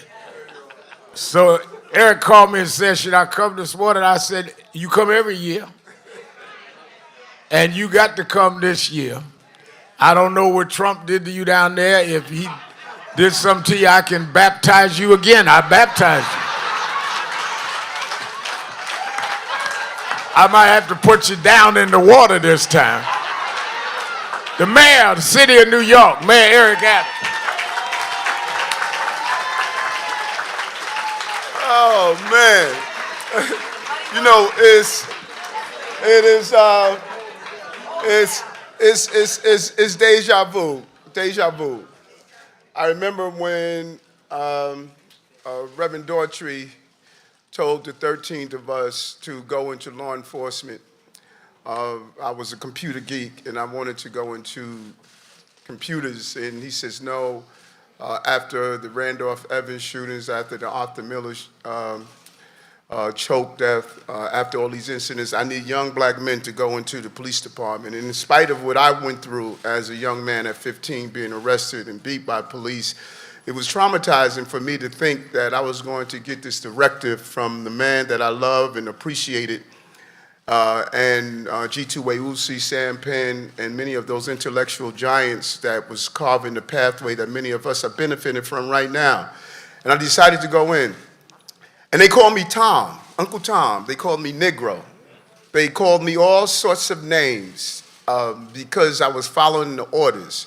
And I remember when you left the slave theater and the names that they called us when we started and carved a new path, believing in the philosophies of Dr. King. And you know, sometimes people have a retrospective appreciation for the sacrifices that you have made. There's nothing enjoyable about what I'm going through right now. There was nothing enjoyable about when I was studying to become a lieutenant and someone shot out the car windows of my car and my son was just a few months old. And I could have walked away. There was nothing enjoyable about mommy calling me and saying, son, you need to stop doing what you're doing. They're going to take your life. and they're going to target you. But when you have a clear mission that's guided by God, you don't worry about what is happening because God is in charge. God is in charge. And so as we view the life of Dr. King, don't forget what he was going through. Don't forget about him being stabbed. Don't forget about eggs being thrown at him. Don't forget about those who were demonizing him. And some of the same papers who acknowledged his birthday, go read what they were saying about Dr. King during that time and how they were treating him during that time. And go look at some of the folks who were saying the things. Who does he think he is? You know, why is he sitting down with this person? And when we lost Dr. King, he was in the midst of raising the concerns about the Vietnam War. Young black men and women going there and having to lose their life in the process. And the billions of dollars that we were wasting on that war that should have gone to the inner city. And so, in my conclusion, nothing touches me more than what my sister DA from the Bronx stated. Everyone comes up and state we need to invest more in our communities. Everyone state that we need to put funds into building out our young people. And yes, we have done that. We've had more MWB contracts awarded because of Michael Gardner in the history of this city. Yes, we dropped unemployment in black and brown communities and in all demographics. Yes, we're investing in foster care children. Yes, we are making sure we deal with dyslexia so our children don't fill our jails. I've been on Rikers Island more than any mayor in the history of this city talking to the inmates and the correction officers. Yes, we have turned around the economy. Yes, we've removed 20,000 guns off our streets so that we don't have to carve highways of death. But the point is, we should be investing in our communities. So think about this for a moment. Just as Dr. King talked about the Vietnam War, and it wasn't popular, there were folks of color who was saying, why are you talking about this national issue? Why are you not standing up and allowing the president to do what he needs to do and don't criticize the president? And Dr. King said he had a moral obligation. That's the obligation I had when we saw $6.9 billion leave our city to deal with a national migrant crisis when we should have been investing in those children and those services that we should have been investing in. It was the right thing to do. And I don't care if it's a Democrat, Republican, socialist, I don't care who's the president. I'm going to defend this city because those are your dollars that we took out of this city that we should have been spending to deal with the issues in our city. We could have taken $200 million to deal with the chronically absent children that we are missing. We could have taken $100 million to deal with our seniors, citizens that are dealing with housing. We could have taken $300 million to deal with what we're trying to do with foster care children and improving in the services that we need. They took $6.9 billion from this city, folks. $6.9 billion that we could have been investing in the programs that the district attorney was talking about. That's what I was fighting for. That's what this battle was about. I said, how dare you think you're going to take billions of dollars from a city that was suffering from COVID, and now when we should have been investing in this city, we should have been doing so. That's the spirit of Dr. King. I'm not doing this because I need a job. I'm doing this because I want to do a darn good job for the community that I stood up for years and years and years. And let me tell you something. Often he adorned this stage. My prayers go out to Brian Benjamin, Lieutenant Governor. Where's Brian? Lieutenant Governor, rising, had a promising career on himself. His family was traumatized. And they just announced that they dropped the charges against him. That's fine. That's fine, they dropped the charges against him. But what about his life? What about what his wife went through? What about the hundreds of thousands of dollars that he had to spend in legal fees? What about the desecration of his name, the leaking of information, the same way they tape and listen to the phone calls of Dr. King to discredit him. In 2027 is a significant day for many of us, and many people don't know. In 2027, FBI must release what they did to Dr. King, and you're all going to see what we talk about when we say the politicizing of investigatory bodies. And so my heart and prayers goes out to Brian Benjamin. This young man, promising career, moving up, lieutenant governor. His career was beautiful in front of him, and we saw what happened to him. So be careful when you celebrate the desecration of people. Let's lift each other up during Dr. King's Day. I'm going to do the work, as I did that work over 30-something years ago when I became part of the board of this organization. And back then, they hurled names at us. They said things about us. But look who's still here. And those people who criticize you, look at where you are now, the largest and most important and significant civil rights leader in the history. And I don't understand why all that you have done, what is taking so long for the president to give you the Presidential Medal of Freedom? What is holding this up? Everybody that adorns this stage should be calling the White House. The president has a few more days. So I don't want to hear about what's coming. I want to hear about who's here now. Give Reverend Sharpton the Presidential Medal of Freedom before you leave this administration. He deserves it, he earned it, and he's the greatest civil rights leader of our time. Thank you very much.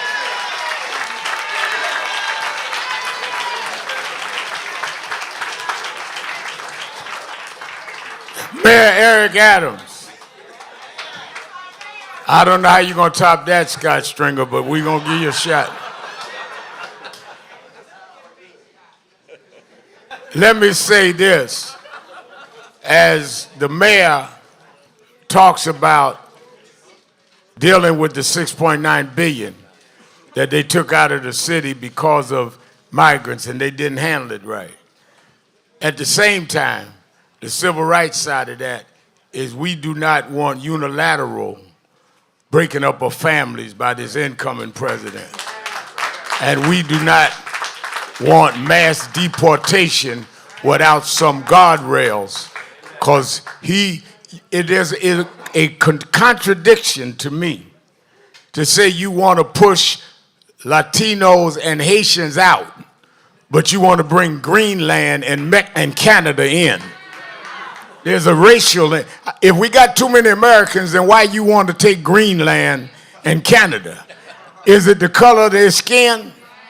So me and Mr. Trump got a battle on policy. That's why he like to call me names. But at the same time, I agree with the mayor. We've got to not starve our cities in a way that does not have direction, but we can't violate people's rights. And he's also right. They always go after people. Tomorrow morning, I'm preaching the King's Day morning service at Abyssinia Baptist Church. And when I started, Adam Clayton Powell was my hero. They indicted Adam Clayton Powell. They indicted Martin Luther King. But the question is, and I want to tell some of y'all here, some folks come here that are being prosecuted, need to be prosecuted. Everybody ain't no political prisoner now. So don't be coming telling me, ain't this the place to get sometimes justice is locking your butt up. But we fight for what we think is right. And no one has been more gallant. I just got to clear that up, because they'll be telling me I got to make everybody a martyr. Some of y'all. Gotta go. All right. I'll leave that alone. We on the radio. We fought to get in power. I remember when Ferguson happened, Michael Brown was killed. And the family called and asked me to do the funeral. I flew out there and I did the funeral. I met with some of the young folks that had been throwing rocks. And I told them that we can't win like that. We've got to protest, but we can't become violent protesting the violence. And you got to, if you got any information, give it to these that are investigating. And they said, well, Reverend Al, we can't talk to the man. I said, Have you looked at the Attorney General lately? We are the man. It was Eric Holder. We fought from the streets of Bed-Stuy and brought about a person to sit at the highest seat of criminal justice in the state of New York, who has fought these cases, who's been unafraid. She will go after gougers. She will go after policemen. She'll go after the former president and incoming president of the United States, because she's Bed-Stuy strong and baptized with valor and vigor. I bring you our state attorney general, Letitia James.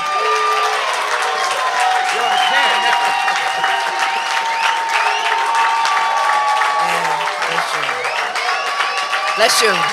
Bless you. Okay, we got a lot of elected officials here. I love you, HTC. Where do we go from here? Where do we go from here? Dr. King asked that question, talking about the radiant faith in the future, notwithstanding those who marched and were thrown in dirty jails, notwithstanding those who were hit in the heads in violence. Where do we go from here? And those individuals never gave up. They never retaliated. And it is that spirit of hope that convicts me this morning to never give in and never give up. It is that spirit of hope that shapes our future. It is that spirit of hope, knowing, as Dr. King said, that hope is being able to see that there is light despite all of the darkness. It is that spirit of hope, my friends, that is my fidelity and strengthens my will. And it strengthens my will and my fidelity in the rule of law and no man, in the Constitution and no man.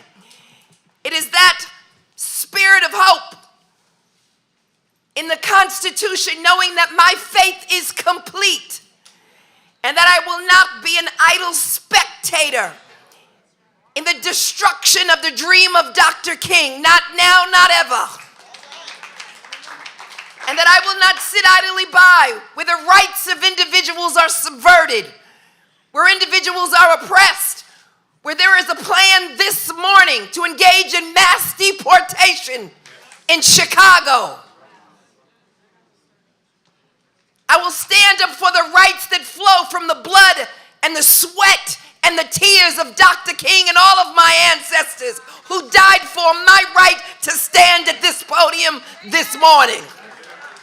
So I will not resist, but I will be resolute, and I will be specific, and use the law both as a sword and as a shield. And as Dr. King said when he was accepting the Nobel Peace Prize, I believe that wounded justice, lying prostrate on the blood-flowing streets of our nation, can be lifted from this dust of shame to reign supreme amongst the children of men. It is that spirit of hope that keeps me going. My focus is fixed. My mission is clear. My determination is direct. I will not stop. I will not shut up. I will stand firm, knowing that the law is on our side and that justice is on our side and that Dr. King died for all of us. And to that end, my office is working each and every day to ensure that our democracy, our values, our rule of law are protected and upheld. And all of those immigrants right now who fall in my arms every day crying, concerned about being separated, concerned about being deported because they did nothing else. Those immigrants who served all of you this morning, whose names and faces you do not know, those individuals who support our economy, those individuals who work in jobs that we don't apply for, those individuals who lift up our economy, those individuals who are the backbone of our democracy, those individuals we've got to fight for every day.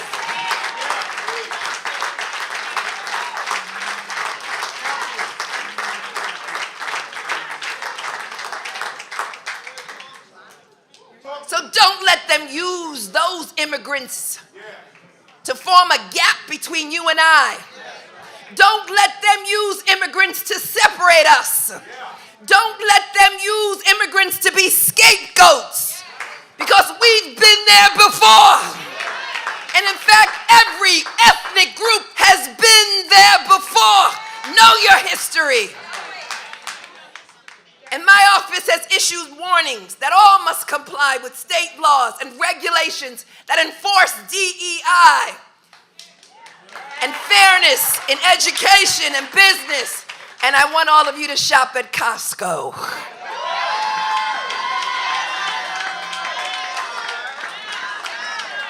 I hope all of you got your Costco cards, because they support DEI.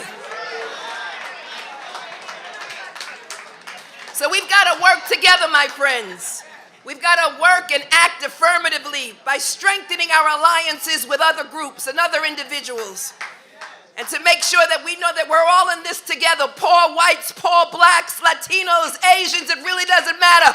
We're all in this together. And if we come together and form a powerful coalition in this nation, recognizing that individuals are voting against their economic interests, if they understand that the oligarchs in power are only interested in, again, providing and improving their own economic needs, if we understand that we should march together and work together and continue the dream of Dr. King, then we will be all right. I'm not worried about the next administration. Not at all. I know that God is on my side, and I know that righteousness is on my side. So I'm going to stand up each and every day and do what I've got to do, and that's protect New York and sue, baby, sue.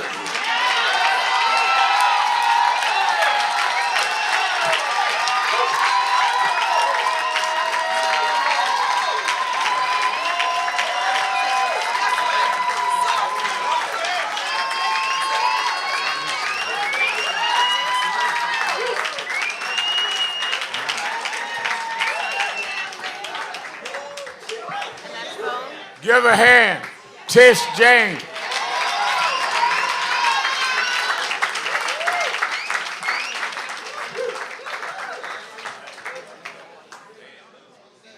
And we, as I said, we are going to fight with her about this deportation stuff. Let us now hear from a brother beloved who is the second highest official in the city of New York, an activist. Oh, I was looking at this chair. I was getting ready to introduce you and you wasn't there. An activist extraordinaire. I've watched him grow and he's become a power that we can depend on. Let us hear from the public advocate of the city of New York, Jumaane Williams.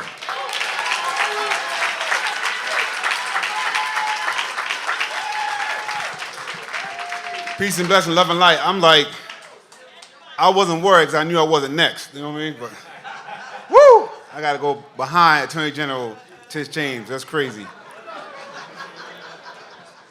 She got that. I ain't even going to try to raise my voice. I'm going to be calm. What's up, Nan? House of Justice? How y'all doing? Happy King Day.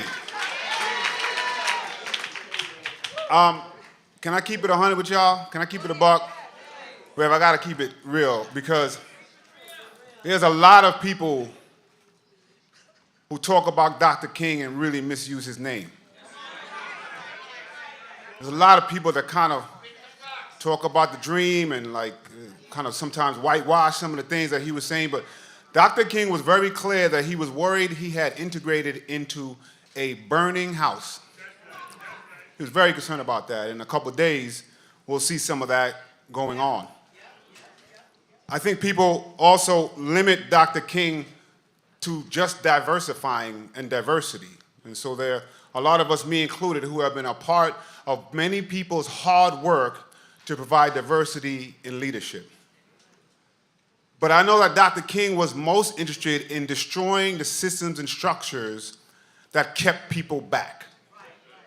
And I don't think he would be happy of us who diversified but decided to do the foolishness we saw happening and then ask for forgiveness.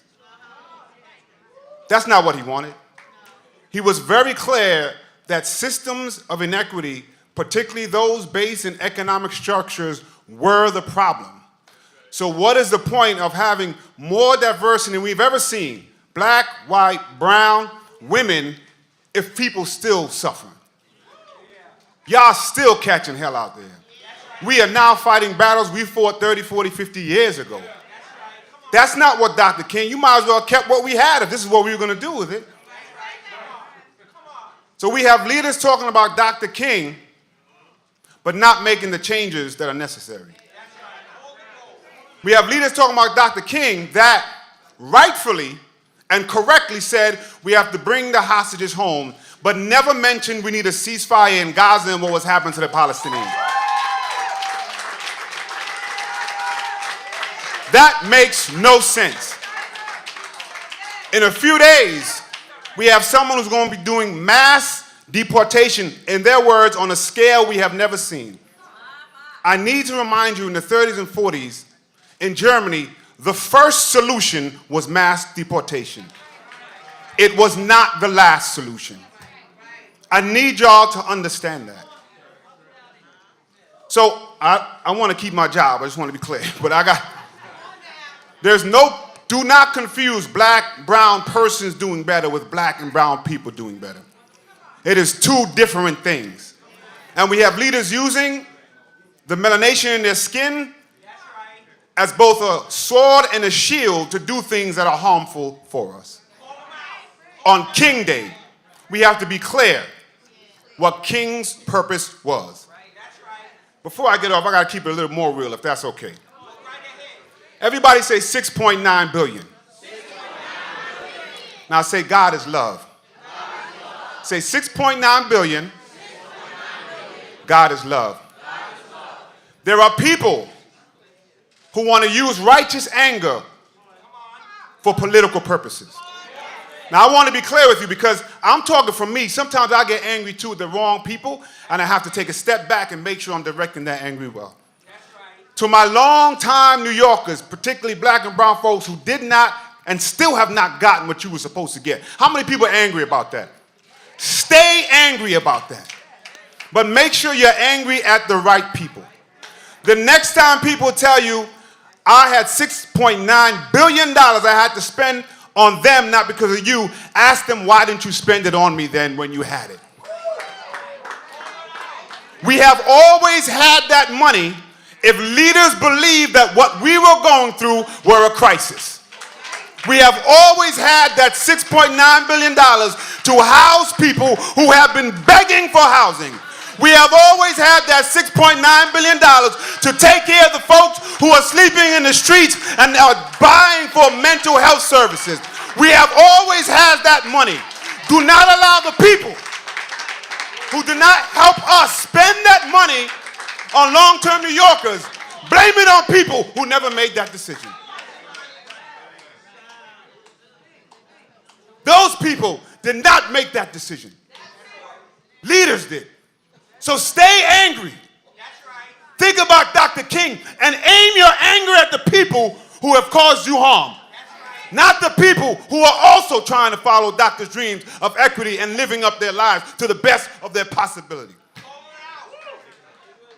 How many Caribbean people in the house? Caribbean descent. Some of us have overstayed our visa a little bit. Some of us came to school a long time ago and we're still here. Don't forget our stories. Don't allow people to divide us unnecessarily and use Dr. King to do that. $6.9 billion, well, why didn't you spend it on us then? Because we had it, and we still have a budget that is without deficit coming up next year. Please be very careful. And I understand your anger, I really do, because I feel it too. But be careful where you cut off the mark of who deserves, because other people's mark is us. The mark ain't the same for everybody. I am begging you. We got a rough People say 4 years, Rev. I think we need a 2-year plan, but that's another story. We got a rough couple years coming up. Don't allow anyone of their color to divide us. And I'm going to take this from Comptroller Brad Lander because I heard this from him, what they've been saying in Brazil. No one let go of anyone's hands. I'm begging you. That is the only way we're going to get through this. We have more black, brown women leadership than we have ever had. And we're still catching it. Please, keep your anger where it belongs. And I'm going to be clear. We have had a problem, and I believe, and this is me, the White House did fail us. I believe Albany failed us. I'm going to be clear about that. There's a lot of things we could have been doing. There's some things we should have been doing ourselves as well. But never let that forget about our humanity, what we believe. God is love. Dr. King is love. On King Day, do not let go of anyone's hands and don't let anyone separate us. That is the only way we're going to get through. Peace and blessing, love and light to you all. Public Advocate Jamani Williams. Let us hear now from a man who's a member of this organization, who's been with us before and since. He's become a national symbol for justice and fairness. And we know that they're going to mess with him, so we're going to mess with them. The Manhattan District Attorney, Alvin Bragg.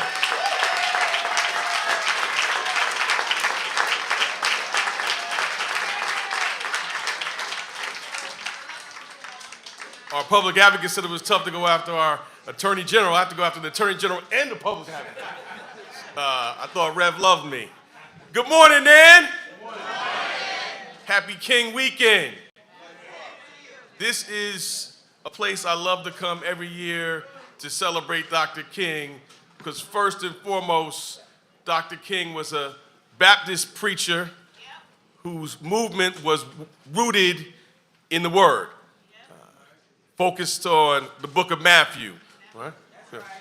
Feed the hungry, clothe the naked, heal the sick. And that's what Reverend Sharpton has been doing, another prophetic voice in the wilderness, shouting out for social justice for as long as I've been alive. So thank you, Rev. And thanks to all that Nan does. I want to just focus on one specific piece of Dr. King's legacy that I think is really salient today that gets overlooked, and it also intersects with the beautiful village of Harlem, and that's mental health. I was here last year talking about this in the 50s when Dr. King was here for his book signing. He was stabbed inches from his heart, rushed to Harlem Hospital, and actually a Nan member's father performed a surgery that saved his life. They said if he'd have sneezed, he would have died. And when Dr. King learned that the woman who stabbed him was schizophrenic, he didn't say throw her away. He didn't call her names. He talked back in the 50s about the need for mental health care. And as your district attorney here in Manhattan, I invite all y'all to come down to criminal court in Manhattan. You will see the brokenness of our healthcare system before your eyes. So on this King Day, I just want to simply say we've got to remember the folks with mental health issues. We do not talk about this issue enough in our communities. Dr. King was talking about it in the 50s.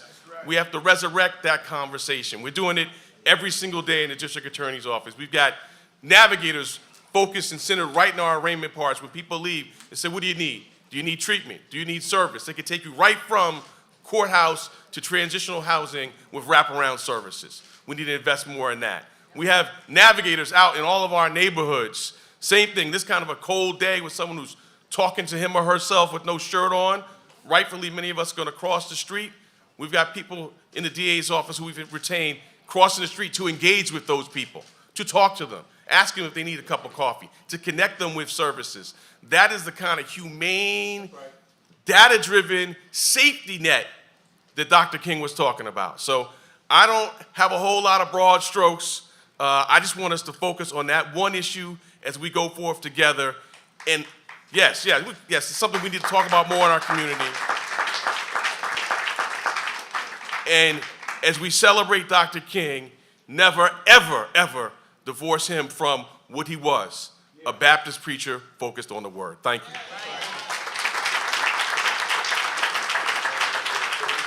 D.A. Alvin Bragg. And he's also a Sunday school teacher at Abyssinia. I'll be preaching there in the morning. I wish I could get one person who, we have a speaker. Come on in, the First Lady of the state of New Jersey. Give a hand to our First Lady from New Jersey.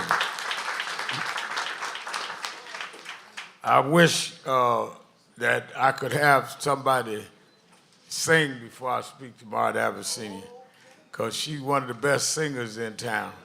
But y'all know her because she's also one of the best orators and the best speaker in the 50 states of the United States.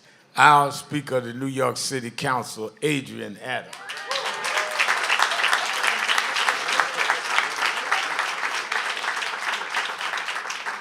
God's been good to me. He's been so good to me. Better than this world could ever be.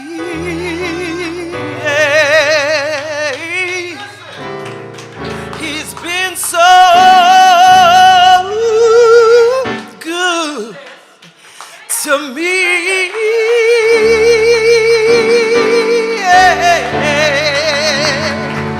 He dried my tears away and turned my midnights into day. So I say, thank you, Lord. Thank you, Lord. I won't complain.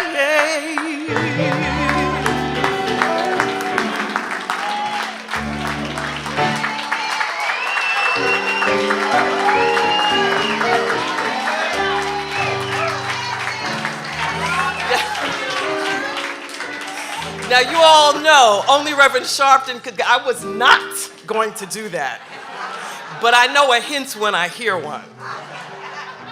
And so I am obedient to the angel of this house, the Reverend Dr. Alfred Sharpton. Good morning, NAN family.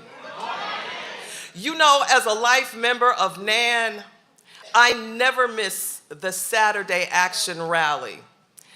Even if I'm not here in person, I am certainly with you virtually. So I just have one question. Where's Tony?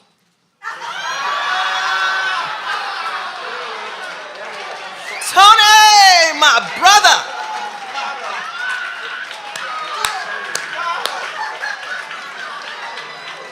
I told you I was a member of the NAN family, right, Tony?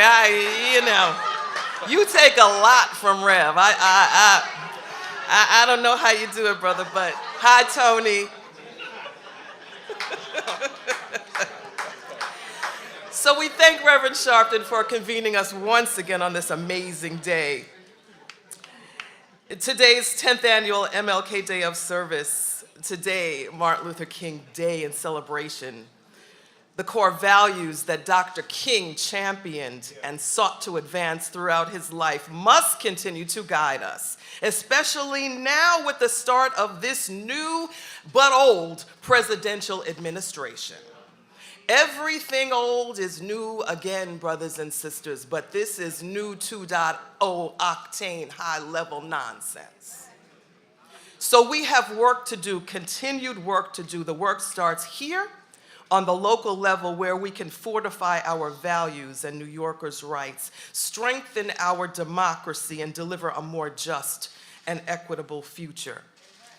3 years ago, I was proud to be elected as the first Black Speaker of the New York City Council, leading our historic women majority City Council and the most diverse City Council in the history of the city of New York. We've taken a lot of hits. I wasn't going to call this out, but let me just call out misogyny. Mean Mr. Misogyny. One of these days, we are going to have a serious talk about misogyny. Because some of the things that you've seen and some of the things that you've heard are not true. I can attest to that, as can Vice President Kamala Harris. We have lived and are living through the of misogyny. It is abusive. It is subtle, and sometimes it comes wrapped up in a nice, beautiful package. This is not in my book, but this is in my spirit. And so as we move forward as strong women, particularly women of color, in this world of leadership, yes, we get blamed for stuff that our names aren't even stamped onto. Our bodies get stamped onto in leadership that we've had no hand in dealing any card. That is because of Mr. Misogyny. I don't like him either, Jamani. But we gotta call him out. We have to face the facts.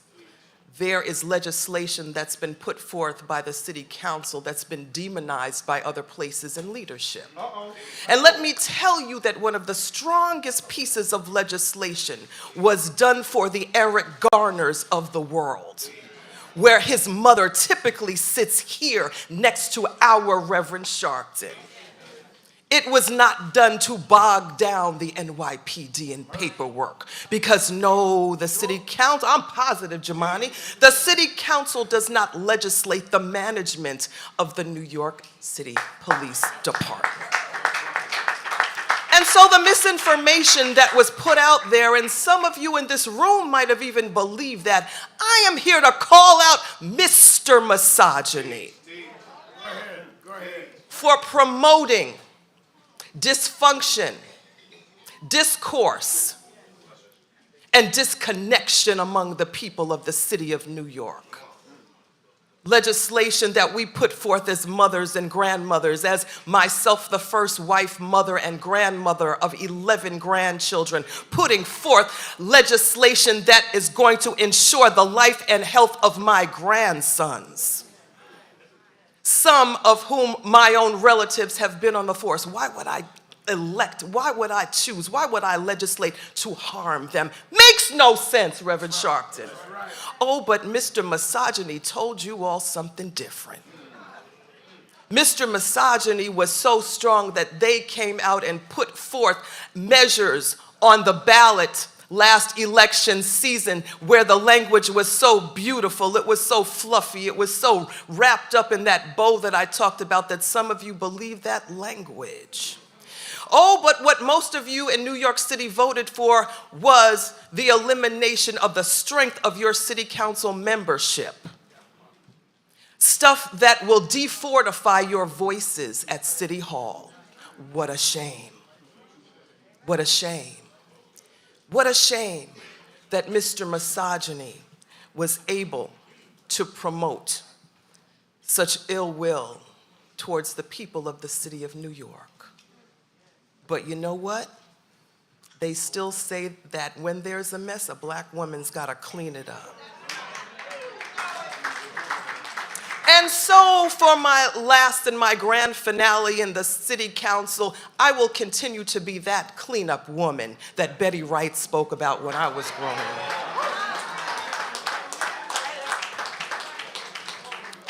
The cleanup woman. I'm not going to use Sister Betty's lyrics because we know they went someplace else and we're not about to go there. But this cleanup woman will continue to prioritize the people of the city of New York with a women majority city council, who will continue to be clean up women and the men who get it, Yusuf. On the strength of Dr. King, in whose lives we have built our strength and whose shoulders we stood on the heels of our state leaders who have taken action to create a reparations commission that we support 1,000%.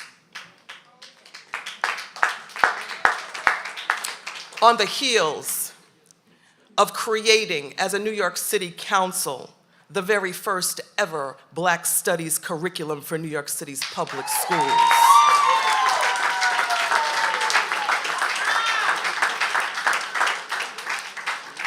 The cleanup woman was responsible for that. Another top priority for the council, and especially for me, as was mentioned before, is confronting the public health emergency of Black maternal mortality. And as Dr. King once said, all the forms of inequality, injustice in health is the most shocking and inhumane. Across the nation, there continues to be health inequities that unnecessarily threaten lives. Far too many Black women suffer preventable, life-threatening complications during pregnancy and childbirth that cost them their lives. And somehow, I haven't quite figured out how, but somehow I know Mr. Misogyny is responsible for that too. And so the cleanup women are going to have to start getting serious about cleaning that up for our Black mothers. We've made this a priority in the City Council. We're going to continue in the tradition of Dr. King to do our work. As we continue our celebration of Dr. King's legacy, it is incumbent upon all of us to ensure that his dream of strength, he didn't just sit there and out of his window and just dream a dream. He dreamt of strength for his people, of equality for the nation. Dr. King dreamt of all of us in this room standing on his strength. All of us deserve to lead healthy and dignified lives. And we owe it to ourselves and to each other to fight for a world where this is possible. And you know what? This is within reach. But have no fear, make no mistake about it, as this City Council continues to do the great work and still get blamed for things that we have not stamped. Have faith, Councilmember Hudson, Councilmember Krishnan, Councilmember Salam, Councilmember Abreu, Finance Chair Brannon. I see all of you, and I am so blessed to partner with you over these years. It is the grand finale of this cleanup woman, but together we are going to continue to sweep out hate, to sweep out inequity, to sweep out injustice, to sweep out lies, and so help me God, to help sweep out Mr. Misogyny.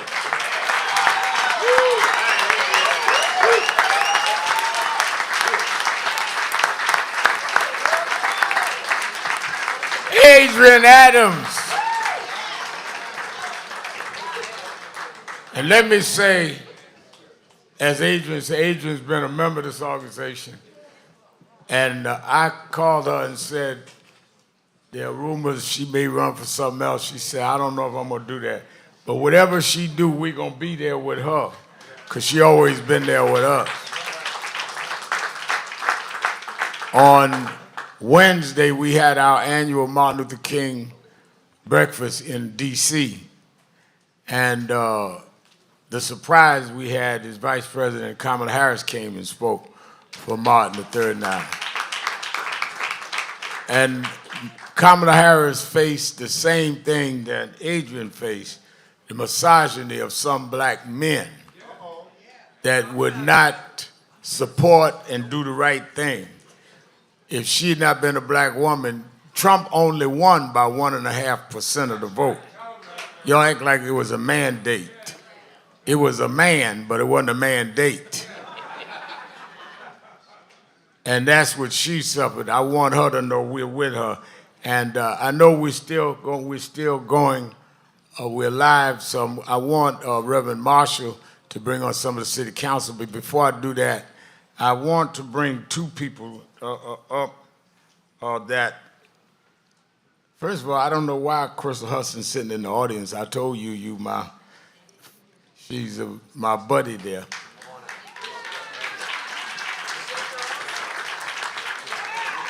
Come on.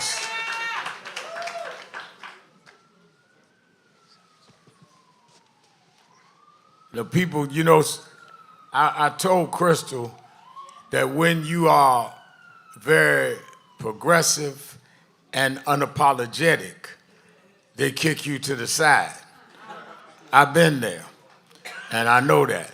A lot of people that, be accepting and invite me places now with folks that used to talk about me like a dog. So I always said that if I ever get in a position, I'm going to embrace those that y'all think is crazy because y'all thought I was crazy. And so Crystal represents our future in this city and our present.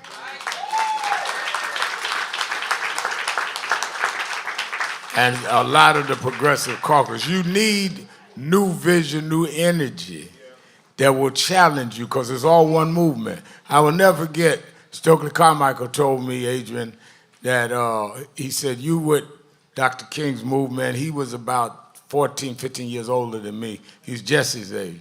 He said, the thing I always respected about Dr. King is no matter how many times we call him names and say the old God, and Dr. King was killed when he was 39. He never got to be old.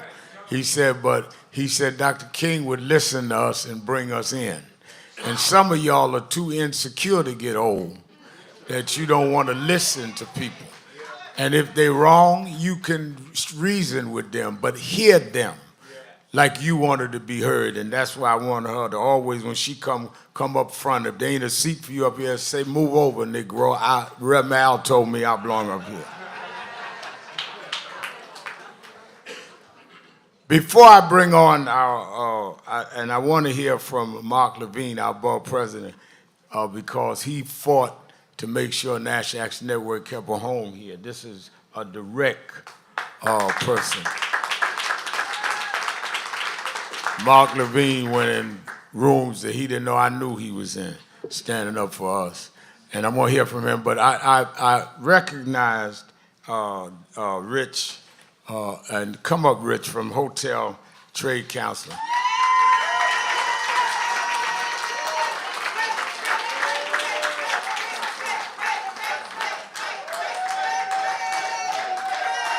I want you to have something to say for you. Thank you.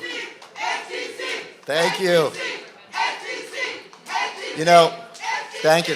Listen, District Attorney Bragg complained that he had to follow Attorney General James. Well, I don't know how I'm going to follow Speaker Adams, and I'm not going to even try to sing. So let me just start by saying good morning. Look, my name is Rich Morocco. I'm the president of the Hotel Trades Council, the union that represents 40,000 hotel and hospitality workers across the city. And it is really an honor to be here today, and I am deeply humbled and grateful to Reverend Sharpton for giving me the opportunity to attend this incredible event honoring the legacy of Dr. King. Because his legacies and his values still guide the larger labor movement to this day. And they guide our union, and they guide our membership, and they guide me personally.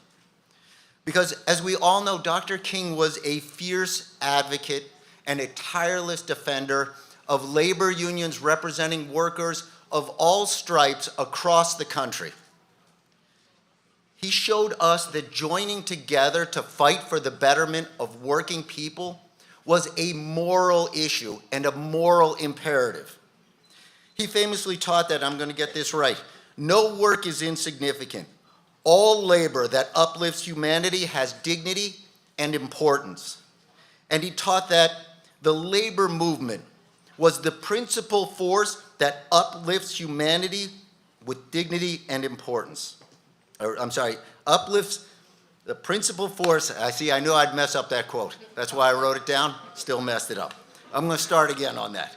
The labor movement was the principal force that transformed misery and despair into hope and progress, because in his word, it was labor's bold struggles to achieve economic and social reform that, quote, meant not mere survival, but a tolerable life. Now, my organization,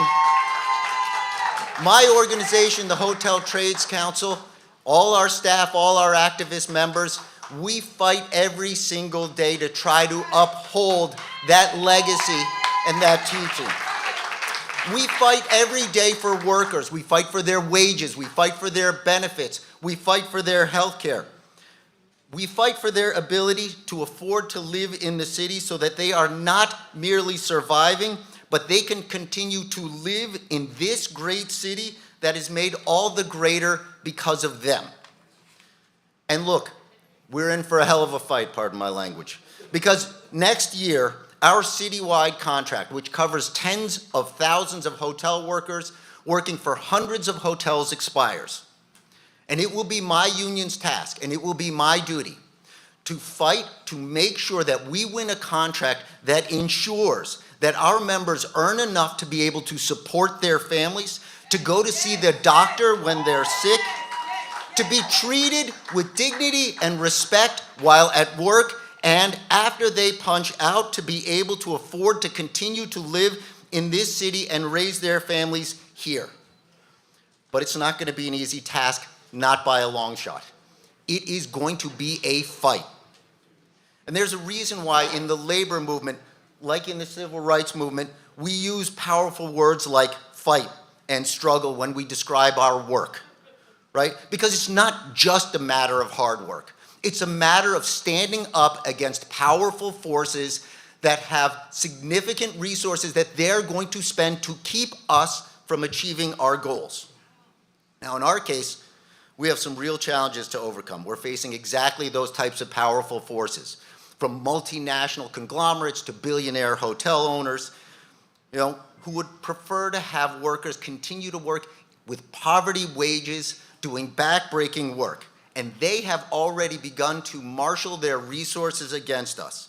In fact, they spent millions of dollars just last year fighting quite unsuccessfully, thank you to the speaker, thank you to the mayor, thank you to the city council members, fighting unsuccessfully to block legislation that would give hotel workers just basic rights.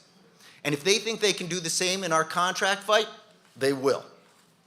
Look, and on top of that, hotel industry, we have to contend now with Airbnb, a multi-billion-dollar tech company that's pushing to convert residential housing in New York City into hotel rooms, putting hardworking New Yorkers out of jobs and onto the street. And while that is a real threat against hotel workers, it also threatens to reduce the housing availability and increase the housing costs in neighborhoods across our city when we are already in the midst of an unprecedented affordability crisis in housing in our city. Look, while I describe all of these challenges as fights and struggles, I am heartened that we are never fighting alone. Because when we fight, we're joining forces together across neighborhoods, across organizations, across communities, with leadership like the Reverend. And I would just like to close with this. Dr. King spoke on at least 2 separate occasions in our union's auditorium. And on one of those occasions, in 1957, he described his vision that we will be able to build right here in America a nation where all men will live together as brothers, a nation where all men will respect the dignity and worth of all human persons, a nation where men will no longer take necessities from the masses to give luxury to the classes. His words are as inspirational today as they were 70 years ago when he said them in our union hall, and they continue to guide us now just as they did then. So in the spirit of that vision, that's why I'm here today, and I'd like to express my sincere gratitude, my heartfelt appreciation to Reverend Sharpton, to everybody associated with the National Action Network for your leadership in this event, for the march, and for everything you do every day. Thank you so much. Give a hand to Rick.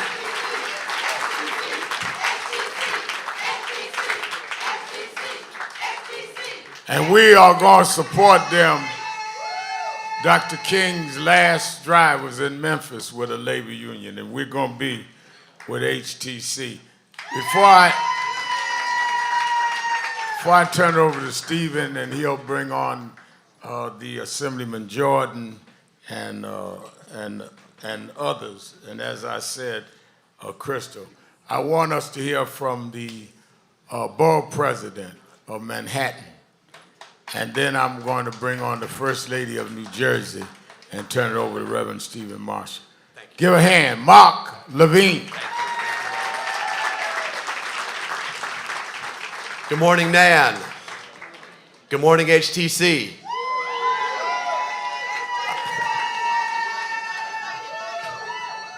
I'm bringing you with me to every speech I ever give.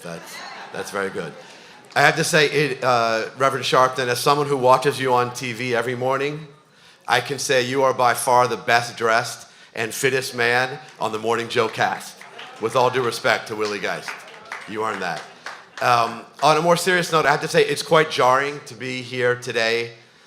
I keep looking left, and we're missing Michael Hardy, Attorney Michael Hardy. He was my friend. I know all of you are feeling this loss today. And among his many, many talents, he had the ability to cut a speaker off without hurting their feelings. And in his honor, I will try and be brief today. But on a brighter note, I have some intelligence that this week we are celebrating the 40th birthday of Minister Stephen Marshall. Is that correct? Please join me in wishing Minister Marshall a happy birthday. Very, very good. It's very meaningful to me that I occupy an office, Manhattan Borough President, where I've had no fewer than 6 African-American predecessors, every one of whom was a giant in New York politics, a trailblazer, every one of whom was impacted by the life and legacy of Martin Luther King Jr. Beginning with Hewlin Jack, let's see if any of you remember this, elected in 1953, first black borough president in New York City history. At the time, the highest ranking black elected official in America, also the highest ranking West Indian elected official in America, born in St. Lucia. Yes, indeed. Is there anyone from St. Lucia actually in this room right now? Okay, well, very good. That's it's a very good legacy. Borough President Edward Douglas, who prior to being elected was the first black U.S. ambassador in American history, served in Liberia. There was the great Constance Baker Motley, who as a young lawyer wrote the legal brief for Brown versus Board of Education. And then in 1960, when Dr. King was in prison, she got him out of a jail in Atlanta, went on to become Manhattan Borough President, and then the first black woman in the New York State Senate, right here in Harlem. And as if all that wasn't enough, she was the first black woman to be a United States attorney. Give it up for Constance Baker Motley. I'm an underachiever compared to her. The great Percy Sutton, one of the icons from here in Harlem, a trailblazer in business, in civil rights, in politics, famously served as the attorney to Malcolm X, founded the first scholarship program in New York City for black and brown college students, the SEED program, still going today. And his granddaughter, Keisha Sutton James, a daughter of the movement, is now the Manhattan Deputy Borough President. She's here with us today. Where's Keisha? There you are. Give it up for Keisha Sutton James.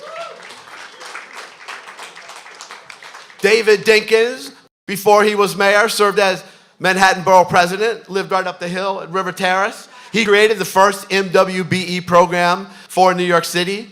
C. Virginia Fields from Birmingham, Alabama, marched with King, landed in jail for 6 days, and went on to become an incredible leader for this city.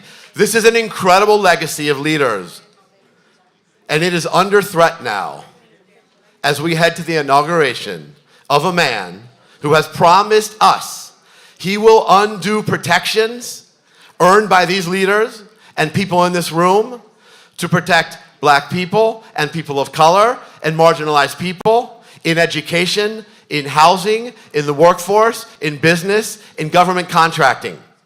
This is a man who has told us he wants to make America great again. Again, why does he use that word? What is the era he wants to take us back to? Is it the era when C. Virginia Fields was locked up for daring to march for civil rights? Is that what he wants to take us back to? Is it the era when Constance Baker Motley had to go to the Supreme Court to petition for ending school segregation? No.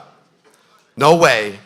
As Kamala Harris said, and I know you remember this, she taught us this in the campaign, say it with me now, we are not going back.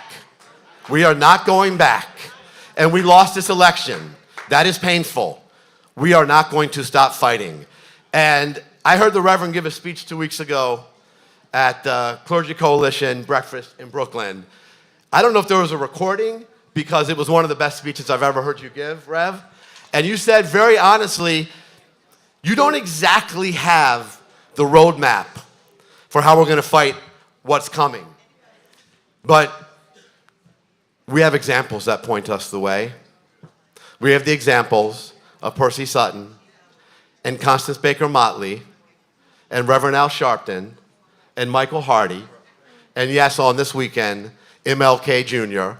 I don't believe in coincidences. I think the universe wanted this inauguration to be on MLK Day, to remind us, to remind the world of his example, of his words, of his morals at a moment when we need it most. That gives me faith to go forward. Thank you, Nan. Happy MLK Day. Thank you.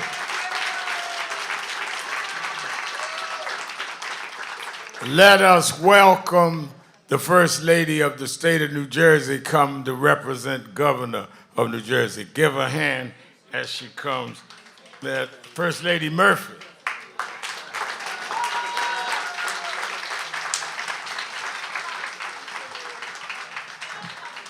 Good morning, everyone.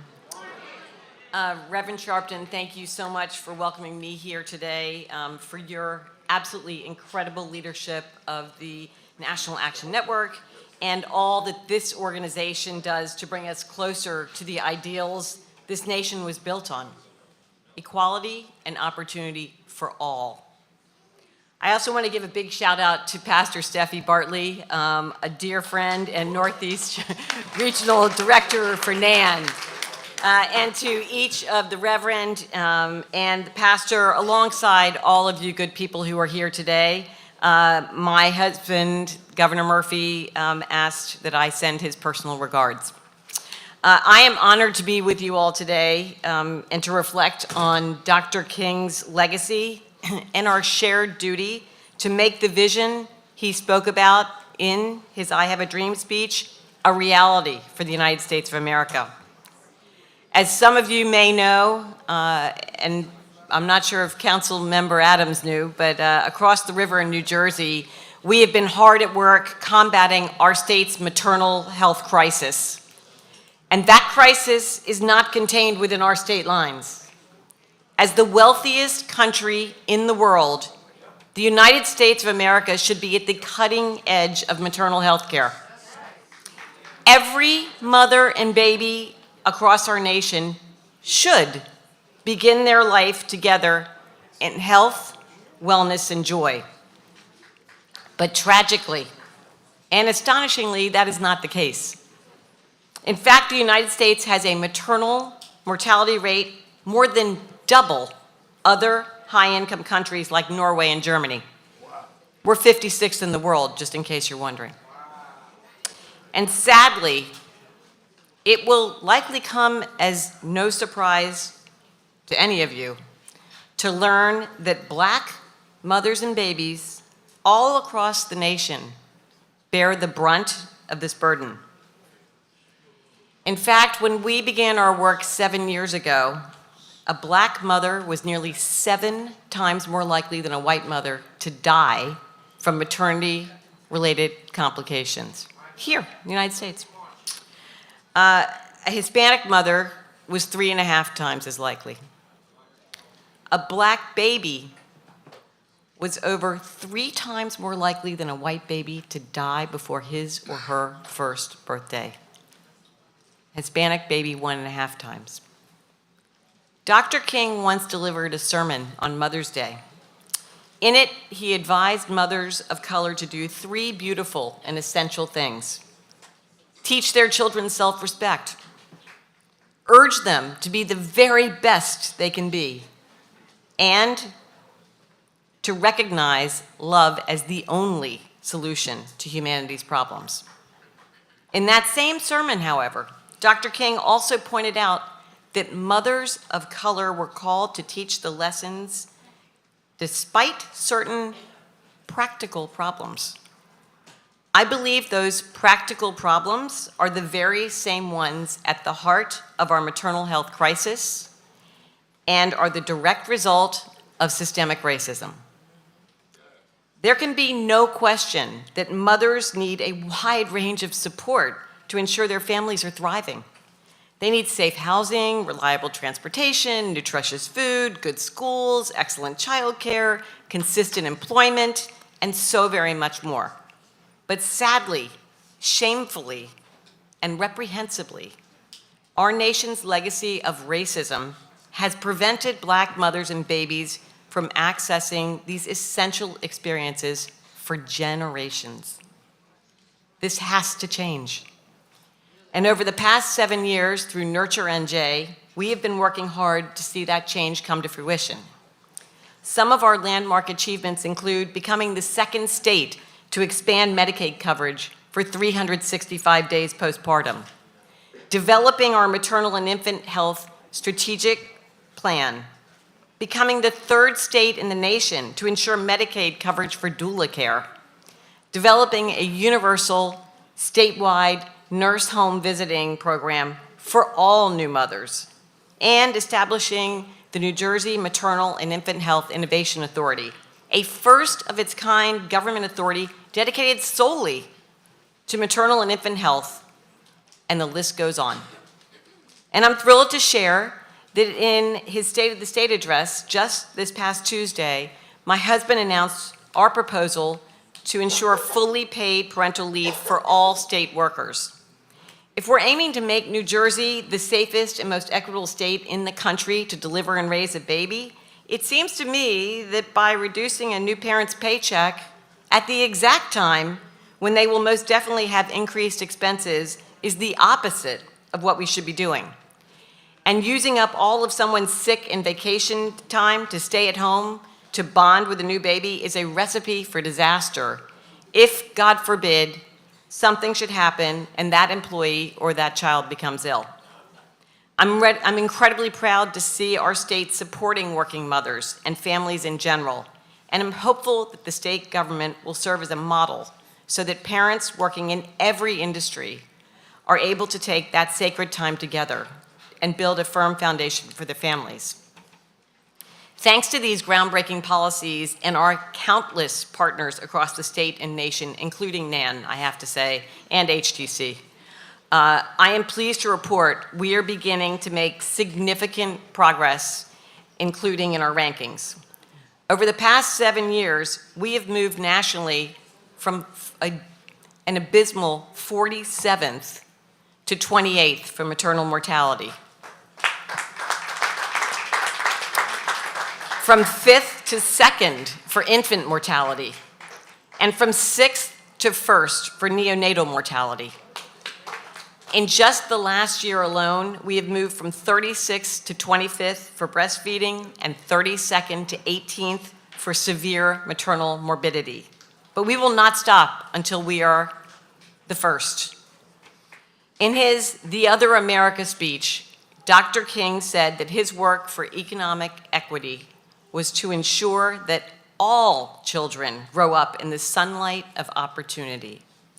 I believe that vision must include the opportunity to simply be healthy. And that is what our work is all about. So together, step by step, program by program, budget by budget, piece of legislation by piece of legislation, we will get there.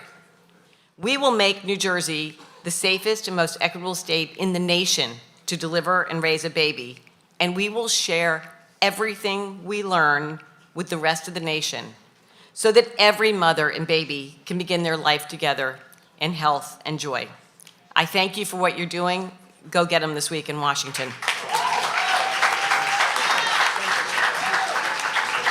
Give a hand to First Lady.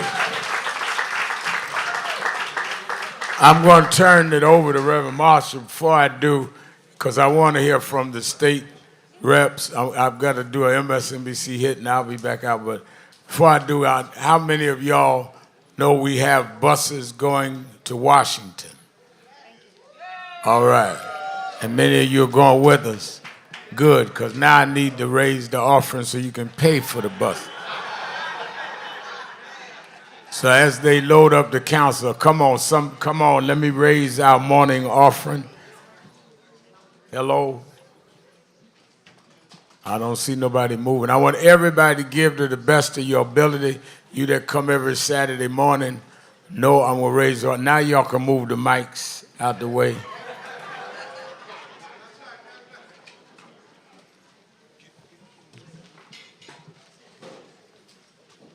I need everybody to give.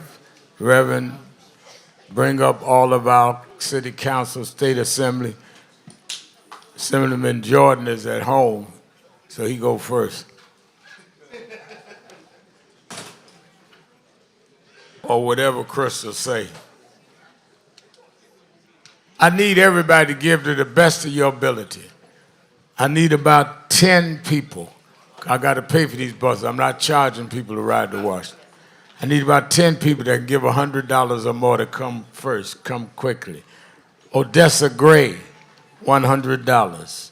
Louis Papa, $150. Michael Gardner, $100. Brother Winston Gilchrist, $100. Our attorney, Wiley Stecklow, $100. Jesse Fields, $200.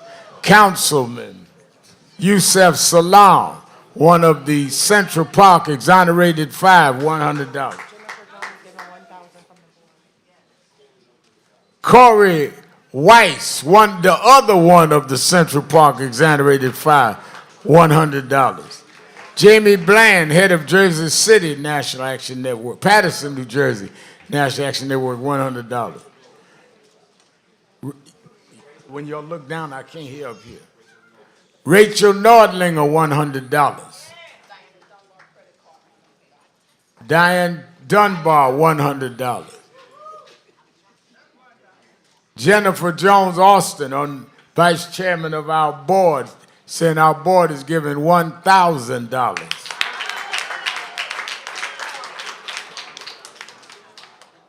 Dawn Jones, $105. Come on, 50, 50, 50.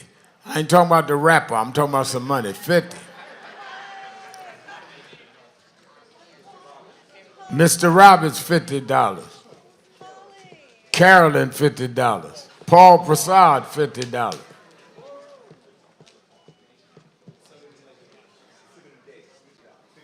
Assemblyman Day, $50.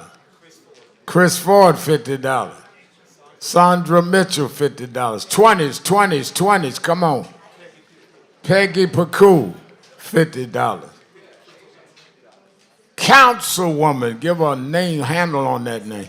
Crystal Hudson, $50. Come on, come on. 20s, 20s, 20s. Now everybody, whatever you have, $1, $5, a nickel, a penny, come on. Come on, Tony, with your penny.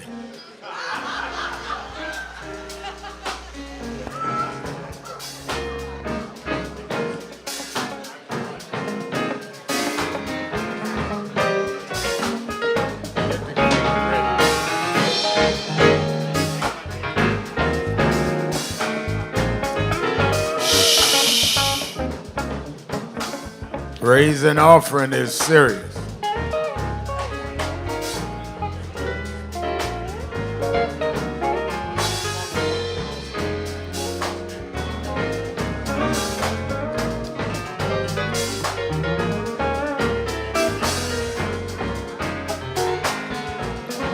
All right, we're still live on our webpage and on YouTube. We got thousands watching. All right, thank you. Before I bring Reverend Stephen Marshall, our liaison, on to bring in our officials, I want y'all to help me celebrate. As announced, Reverend Marshall turned 40. Chris Ford had a birthday. And Come on up, Chris. And Michael Gardner had a birthday. Come on, will y'all celebrate with me? Come on.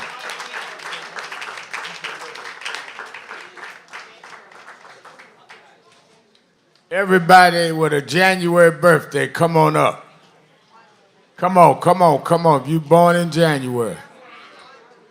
Happy birthday to you.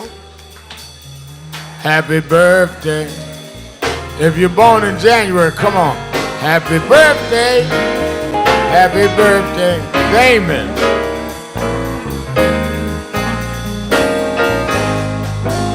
Happy birthday to you. Happy birthday to you. Happy birthday. Happy birthday. Happy birthday. All right. Give him a big hand. All right. Thank y'all and happy birthday. I want Reverend to stay here.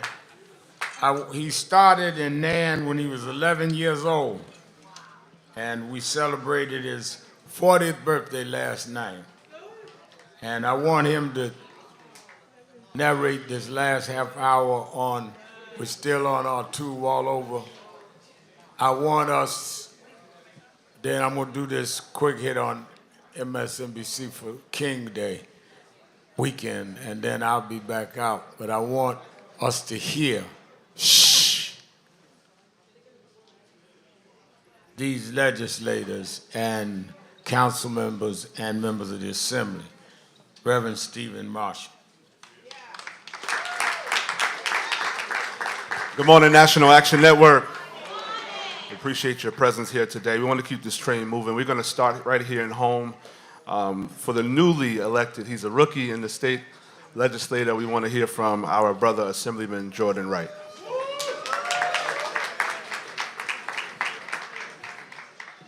Thank you so much, National Action Network. Good morning.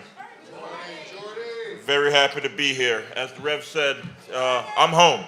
I'm home right now. For many years, I would come here, Thanksgivings, Christmases, any Saturday, just to come say hello and be a part of this movement. And it really means a lot to me. For the first time to be here right now as a state elected official representing the 70th Assembly District here in Harlem, my home. The legacy of Dr. King means a lot to me for a number of reasons. I learned about him in school. You know, I never got a chance to be on this earth with him, but it means a lot to me to learn about him each day. And I try to take one lesson every time that a Martin Luther King Day goes by. Legacy is really important to me these days. The legacy of Dr. King lives through a number of folks, namely my grandfather, Judge Bruce Wright, otherwise known as Cut 'em Loose Bruce, who was a titan for the 8th Amendment here in the city of New York, absolutely. My grandmother, who was a district public school teacher, PS 197, Constance Wright, she was assistant principal, math teacher. And my father, Assemblyman Keith Wright, who had the seat before I had, and it means a lot to me to represent in his legacy. And then for myself, I'm now the elected representative, and it means a lot to me to be here in this space. I'm serving on many committees: aging, banks, economic development, racing and wagering, transportation, and I plan on taking the legacy of Dr. King into each and every one of those to make sure that my people in my district are being served efficiently and appropriately. Once again, my name is Jordan Wright, Assembly Member for the 70th District. Thank you all so much.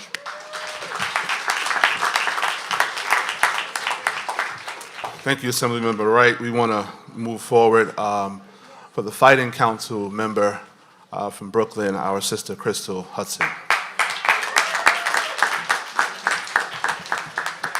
Okay, can you see me over the podium? Just want to make sure it is clear, so that's always helpful.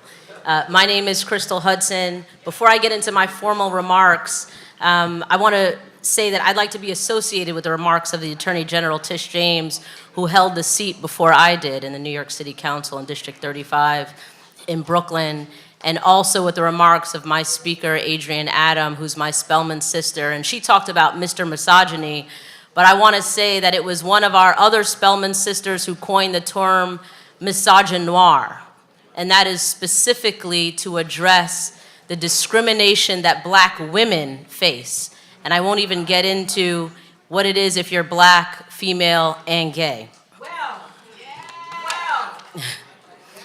Over the last month, I've spoken with many about the irony of Trump's inauguration falling on King Day. However, I don't believe it's an accident, as Mark Levine mentioned. It's an opportunity to remind us to keep fighting as we prepare to enter a presidential administration that does not give equal value to every life and where human rights are up for debate. On Monday in Washington, D.C., a president will be sworn in who plans to destroy, tear down, annihilate, and restrict rights for communities like ours across the country. A president who's made his intentions clear to undo long-standing protections of vulnerable communities. In 2 days, we'll have a president who stands in staunch opposition to reproductive rights, immigrant rights, LGBTQ rights, and racial equity, just to name a few. A president who boasts about mass deportations and promises censorship of indigenous history, black history, systemic oppression, and the like. A president who plans to limit voting rights and criminalize trans people, those who love them, and the institutions that support them.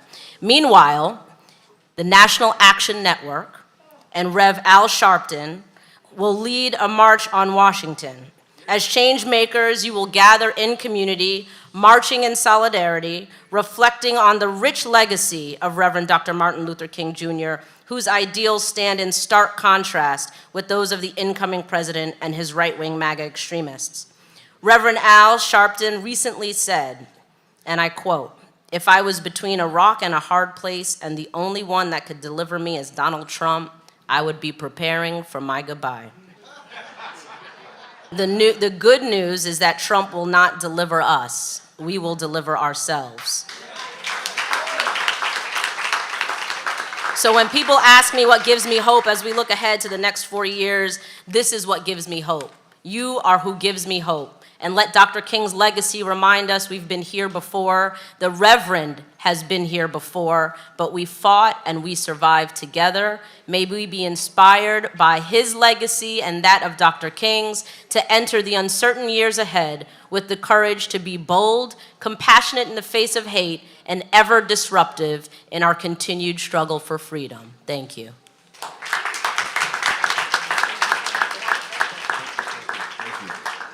Let's go to Brooklyn real quick to a fighting sister who started out as a community organizer, activist, anti-violence advocate, our sister, beloved Assemblywoman Monique Chandler Waterman. Thank you. God is good. And all the time. I'm New York State Assembly Member Monique Chandler Waterman, hailing from Brooklyn, covering East Flatbush, parts of Canarsie, Brownsville, and Crown Heights. I am blessed to be here today. I'm proud to be a member of the newly formed Black Task Force of the New York State Assembly, where I co-chair as a on the Mental Health Committee, and a member of the Black, Puerto Rican, Hispanic, Asian Caucus, where I'm a co-chair of the Anti-Gun Violence Subcommittee. I'm thrilled to stand here before you today to commemorate someone who has remained a pivotal figure in our history and has inspired generations of leaders through his unwavering commitment to justice, peace, and equality, equity, education equity, justice reform, criminal justice reform, I should say, voter engagement, anti-violence, and economic empowerment. Reverend Dr. Martin Luther King Jr. Thank you to Nan. Thank you so much to the family here. Thank you to the leadership of our Reverend Al Sharpton. And we considering the many things that happen today politically in Washington, D.C. that may serve as a polarizing for this country, especially on Monday, we are choosing today to spend highlighting real change and action for our communities, which holds much more significance. When I think of the late Dr. King, a few things come to mind: peace, unity, action, diversity, equity, and inclusion. These attributes are needed in a much deeper way that one can imagine for a nation at this very moment. There is still hope because we are standing here. Dr. King, we are still working out some of the dreams. We finally got the New York City Public Black Studies curriculum for the first time.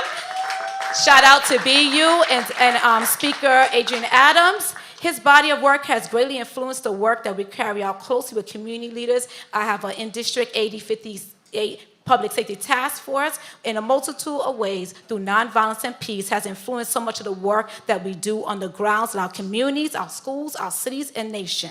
So his message of nonviolence lend us to continue the work we carry out against fighting gun violence, promoting peace, and working collaboratively to get to that point. So unfortunately, there's been an uptick of gun violence. 488 mass shootings since 2024, and on the first day in 2025, we had a mass shooting in Queens. With 10 people was injured, we convened a meeting to talk on the federal, state, and city level to make sure we streamline communications as we activated the crisis management teams on the ground to help out those communities impacted. We reintroduced the legislation, defined the term of mass shooting, including the word injured. 4 or more being murdered or injured is a mass shooting. Don't matter if you upstate, downstate, we need those federal dollars to come to our community as they are traumatized. We're continuing this work. Yes, we could clap it up for that. As we continue this work, I've introduced legislation to protect the intent of the New York State Office of Gun Violence Prevention. Do we know that we're losing the White House Office of Gun Violence Prevention? Don't matter who's in office, we need to make sure that office stays. We need to properly fund those groups in real time with procurement process and technical assistance. That's what the intent of that office will do. And make sure we do expansive work. So amidst of all the work we continue to carry on a daily basis as I close, and as Dr. King has always said, injustice anywhere is a threat to justice everywhere. So as we stand on the shoulders of Robert Brooks and in a state correction facility as he was murdered, we need to make sure every single person that watched, that helped, that did the crime is able to be prosecuted and shut down Marcy Correctional Facility. So I end with this.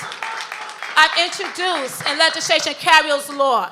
If you see something, it's your duty as an officer. You took that oath to do something. If not, you are charged with the same crime as somebody that did it, or you watch it. And we will continue expanding that for correctional officers and everyone that is there to take the oaths. So as I close, this is not an I thing, this is a we thing. No matter who's in office, God is in charge. That's the ultimate president who leads us. And we are here together as black leaders with my colleagues to make sure we do the right thing. Thank you so much. Love you. New York State Assembly Member Monique Chandler Waterman.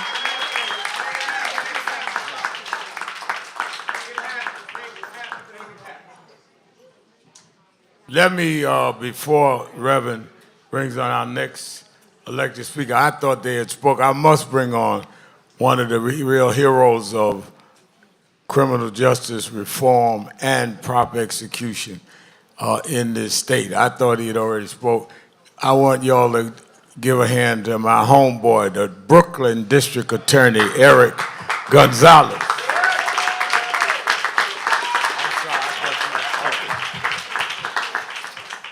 Good morning, House of Justice. It's an honor and privilege to be here. I want to just, before I jump into my remarks, thank Reverend Sharpton for convening us once again. You know, we have the privilege under his leadership to hear from all of the leaders in our community, and we can't take that for granted. So, Reverend Sharpton, thank you for continuing to fight for social justice for everyone, understanding that we have a living legend among us, and I know we talk about it, but one day this state and more should give him his flowers while he's alive and well, and I am so grateful. You know, I'm just really, Reverend, I want you to understand this. During the George Floyd protest, I have 3 young boys, and you know, there was a lot going on, and I pulled Reverend aside and I said, it would mean a lot for me if you take a photo of my sons. That photo hangs in my house. I want you to know that you're an inspiration, not just to the folks that come here every Saturday, but for people that you never understand, look up to your leadership. So thank God that we still have Reverend Sharpton leading us here. As we reflect on another year of progress and challenges, the lesson Dr. King left us feels as urgent as ever. And Dr. King said once, we must accept finite disappointment, but never lose infinite hope. Those words, that need for hope, resonates today with me, because as we've heard today, there's so much uncertainty about the current moment and the road ahead. And in times like this, it feels like we've lost our way. But every moment in our history when America has faltered, there have been people who refuse to give up, people who choose action over inaction. And here is what makes this moment special, this moment of opportunity, because those people are all of us. We have the privilege and responsibility of moving forward and never forgetting to continue the fight for justice. Now, one thing that Brooklyn has taught me as district attorney is that the progress doesn't come in a linear straight line, and it doesn't come without struggle. We've experienced setbacks in terms of public safety, in terms of fairness, but don't be mistaken, we have never stopped moving forward. You know, just this past year, I had the occasion on 4 separate times to go to court to ask that a man be exonerated for a crime they were imprisoned on that they did not commit. Let's never forget what that means. These are not just simply errors in our criminal legal system. These are lives, these are families that have been separated, pulled apart. These are opportunities for people who actually were the guilty parties to get away with it and maybe do it again. And it's cost us the trust of our citizens. What about the thousands and millions that weren't even recognized? There's a lot of work, brother. There's a lot of work. And one of the things that I can tell you is that the Brooklyn Conviction Review Unit has, in a very short period of time, done 40 exonerations, leading this city and our state in that work. In fact, we've done more exonerations in this county than district attorneys' offices combined across this state. We've also used that opportunity to take a look at allegations of police misconduct, and also have gone to court over 500 times, asking courts to overturn convictions tied to serious allegations of police misconduct. The work continues. We've also taken the opportunity, and Brother Alvin Bragg, DA from your great New York County, talked about mental health and fighting that fight to get people. But who your district attorneys are matter, because we've also gone to court in 2024 and asked courts to come back and overturn real estate fraud and deed fraud cases and return the homes back to people who have been cheated. Our union and labor organizers were here. We secured in Brooklyn millions of dollars in restitution for exploited workers, workers who were cheated of wages, overtime, misclassifications. And who do you think those workers were? They were black and brown people. We've also started to fight to protect our most vulnerable citizens, right? And a lot of the work has been done in our office around cryptocurrency and cyber fraud and other kinds of fraud, because if you know, our seniors are being victimized and being cheated. And so who holds these offices are so important. It's not just about fighting crime, it's about using the sword of the criminal justice system to keep us safe. Now, we heard our great Attorney General talk about the law as both a sword and shield, and I take my obligations to keep our families safe very seriously. And I want you to know that in Brooklyn, we've reduced crime and violence without relinquishing our commitment to justice and fundamental fairness. Today, I can come before all of you this year and tell you that we had historic reductions in gun violence in Brooklyn. In fact, it was the safest year in Brooklyn in terms of gun violence in the history since the New York City Police Department over 30, 40 years ago have been keeping track.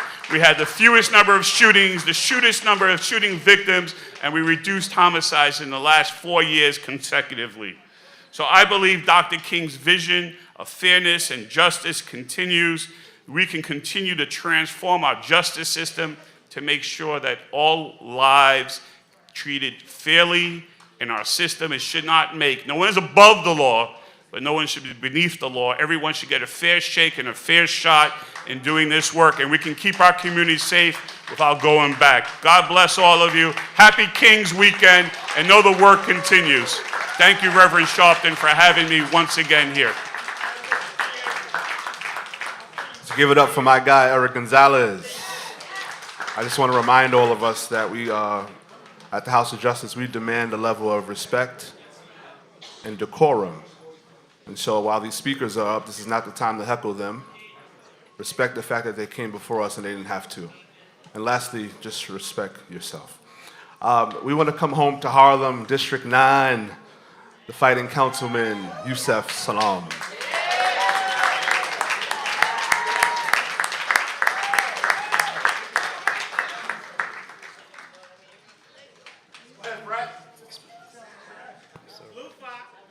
You know.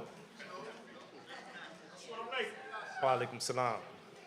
I'm going to start by saying assalamu alaikum wa rahmatullahi wa barakatuh. May the peace, which means may the peace, mercy and blessings from the owner of all peace, mercy and blessings be upon each and every one of you, and I extend that to your families as well. Y'all know my story. I'm going to pull a line or two out of the page of the mayor by saying that me and my brother Corey, along with 3 others, we went from being rejected to selected to now I'm one of the elected officials in my beloved Harlem, the same place that they kidnapped us from. We were plunged into triple darkness. But because we hold on to faith, by the time we opened our eyes, we were able to see in the dark. I could not have shown up today with all that I know, with all the fight that I have in me, without having grown through what I had to go through with my brothers. Because we went to sleep the night before, wanting the American dream, and we woke up to the American nightmare. When I think about what's coming, I think about the 35 years of struggle, of fight. I think about the fact that the foot of the oppressor was on our necks. I think about the fact that they wanted us to believe that we were our ancestors' wildest nightmares, but we are our ancestors' wildest dreams.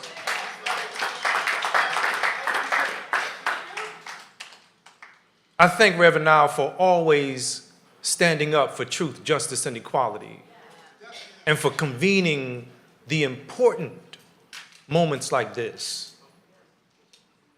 I thank him because we need somebody to rally the masses.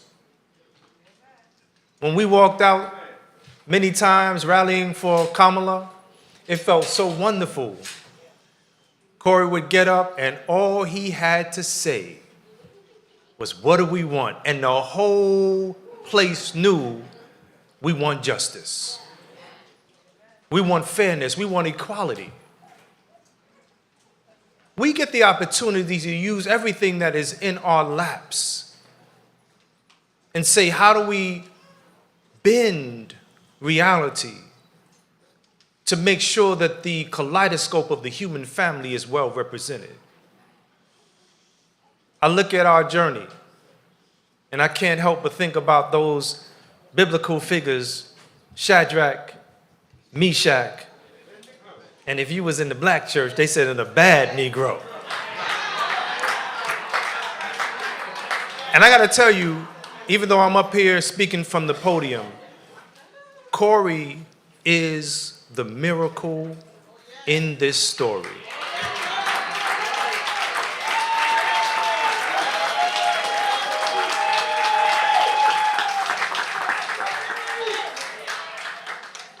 he did twice as much time. When I think about other tragic stories like a Khalif Browder, like Corey could have said, you know what? I'm going to just lie and tell them I did it so I can come home early. But if you've seen When They See Us in that powerful, powerful rendition of Corey's life in part 4, when they came to get him for that last parole hearing, they said, come on, get ready. He said, where are we going? He said, it's your parole hearing. He said, I don't want to go. If they don't want to hear my truth, I don't want to waste my time. But look at God using the very thing that broke us, that allowed us to be polished off so that we could be the diamonds that reflect the light. Because diamonds don't shine. Diamonds do not shine. Diamonds reflect the light and the brilliance of what is. And so I want to leave you with this. What are we fighting for? We are fighting for not just freedom, not for justice, not for just equality, not for just equity.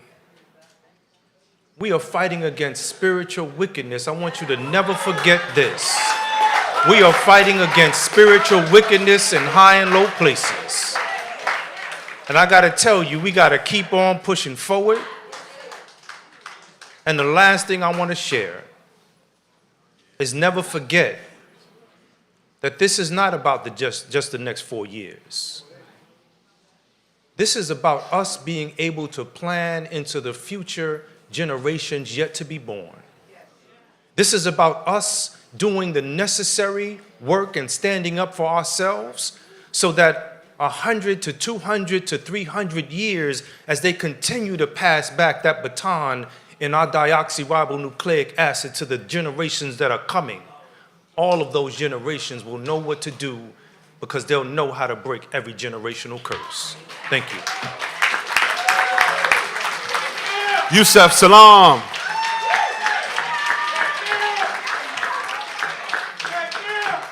We are coming down to the wire. We want to go to Brooklyn, to the Chair of Finance of the New York City Council, Councilman Justin Brennan. Thank you all. I bring you greetings from Southern Brooklyn. We got any Coney Island left in the house? Come on, any Brooklyn left in the house? All right. I'm Councilman Brennan. It is great to be back here with you to have a meaningful, not a day off, but a day on for MLK Day. Every day at City Hall, I come back to a quote from Martin Luther King, where he talks about how a budget is a moral document. It's not just about how we spend our money, it's about what we spend our money on. And that is the truth serum. You can tell me what you care about, but if I really want to know what you care about, I want to see what you spend your money on.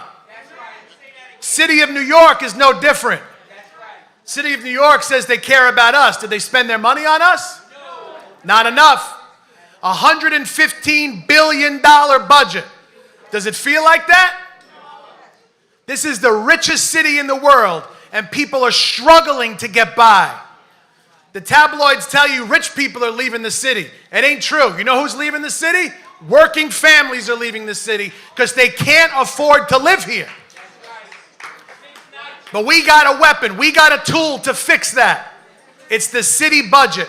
$115 billion. If we invest in the programs and priorities that make your life more affordable, well, guess what? We fix it for everybody. And as we head into another budget season now, as chair of the Finance Committee in the City Council, where I oversee and negotiate this budget with City Hall under the leadership of Adrian Adams, the City Council is always going to have your back. We're going to have your back in those rooms. Even if you don't know we're thinking about you, we're fighting for you in those rooms. We're fighting for early childhood education. We're fighting to make sure our parks get cleaned up, making sure our streets are clean, making sure we fund public education, making sure we fund CUNY, our libraries. $115 billion budget, we shouldn't be struggling. Martin Luther King talked about the freedom budget. Let's stop investing in misery and death and destruction. Let's invest in love and lifting each other up. You have my word as chair of the Finance Committee. I'm going to fight like hell for you today and every day. Thank you, Nan. Justin Brennan, I want to go to Queens really quick, to a person who I've known for a few, not long, but long enough to know about his character and leadership. Right now we'll hear from a friend and brother, Councilman Shekhar Krishnan. Thank you so much, Reverend Marshall. Good morning, everyone. Good afternoon. It is so nice to see you all. I want to thank Reverend Sharpton, National Action Network, not only for hosting such a meaningful MLK Day celebration every year, but for the work that each and every one of you do across the country to fight and advance civil rights and racial justice. My name is Shekhar Krishnan. I'm the council member from Jackson Heights and Elmhurst, Queens, and it is such an honor for me to be here. Dr. King has had such a formative influence and been an inspiration to me throughout my adult life. Before being in the New York City Council, for 13 years, I was a civil rights lawyer representing tenants against bad landlords who would shut off heat and hot water in the middle of the night, fighting against NYCHA, making sure that tenants were protected against housing discrimination. And in some of my toughest moments, when justice seemed so far away and unattainable, it was the writings and the words of Dr. King that I would turn to for strength and inspiration. And now, also as a father of two small boys, I often turn to stories of Martin when he was a young boy to tell them about his life and his work. I draw on him and his strength, and one lecture I remember in particular, Where Do We Go From Here? His last address, as the Attorney General mentioned in 1967, as the SCLC president in Atlanta, Georgia. He said, where do we go from here, looking back at how much had been achieved for the cause of racial justice, how much the laws had been changed through the movement, but the fact was that the fight for real racial justice was in our streets, in our communities, that the laws up here must mean something on the ground over here. And I know, not only as a civil rights lawyer before being in the council, but as the first Indian American ever elected to New York City government, the historical bond between Mahatma Gandhi and Dr. King. That inspires me so much every day. But if you think about this moment, we are at a where do we go from here moment right now too. We talk about affordable housing and fair housing in this city, but we know that our rent is both unaffordable and unfair. We talk about our families in this city and supporting our families, but the cost of childcare, and as a parent I know it, is one of the most backbreaking costs on families in our city. And we talk about health being wealth, but the chance for you to get to a doctor's appointment, to get the health care you need, is one of the most difficult things we have in this city. And we talk about keeping communities together, but we know the gentrification and displacement that our black and brown communities face every single day from our own home and our own neighborhoods. This is the greatest struggle that we face right now and some of the most urgent civil rights issues of our times. And I turn to two lessons from Dr. King in the Where Do We Go From Here speech that I think we can draw inspiration from. First, he called on us, even in the most difficult and darkest moments, to have an audacious faith. A faith in the awesome God who brings us all together, who is within us and without and around us, that we can draw our strength from. And he also called on us to have a divine dissatisfaction, to be dissatisfied with the inequalities that we see when it comes to housing, when it comes to healthcare, when it comes to childcare. And as the chair of the Parks Committee in our New York City Council, I say that we've integrated our parks and our pools, but what about communities like my own that have only one park and not a single public pool? What do we do for them when we talk about the laws up here for civil rights and racial justice, but they mean little on the ground when we see the discrimination that we face in our communities from housing? We talk about diversity, but we see the way in which there are those forces that seek to divide us and demonize immigrants. So let us be divinely dissatisfied and work together and draw on our faith and our strength to fight for a better world. I close with the last words from Dr. King in that same address. Let us be dissatisfied until the tragic walls that separate the outer city of wealth and comfort from the inner city of poverty and despair are crushed by the battering rams of the forces of justice. Let us be dissatisfied and let us continue to work for a new world. Thank you all so much. Blessings to you all. Happy MLK Day.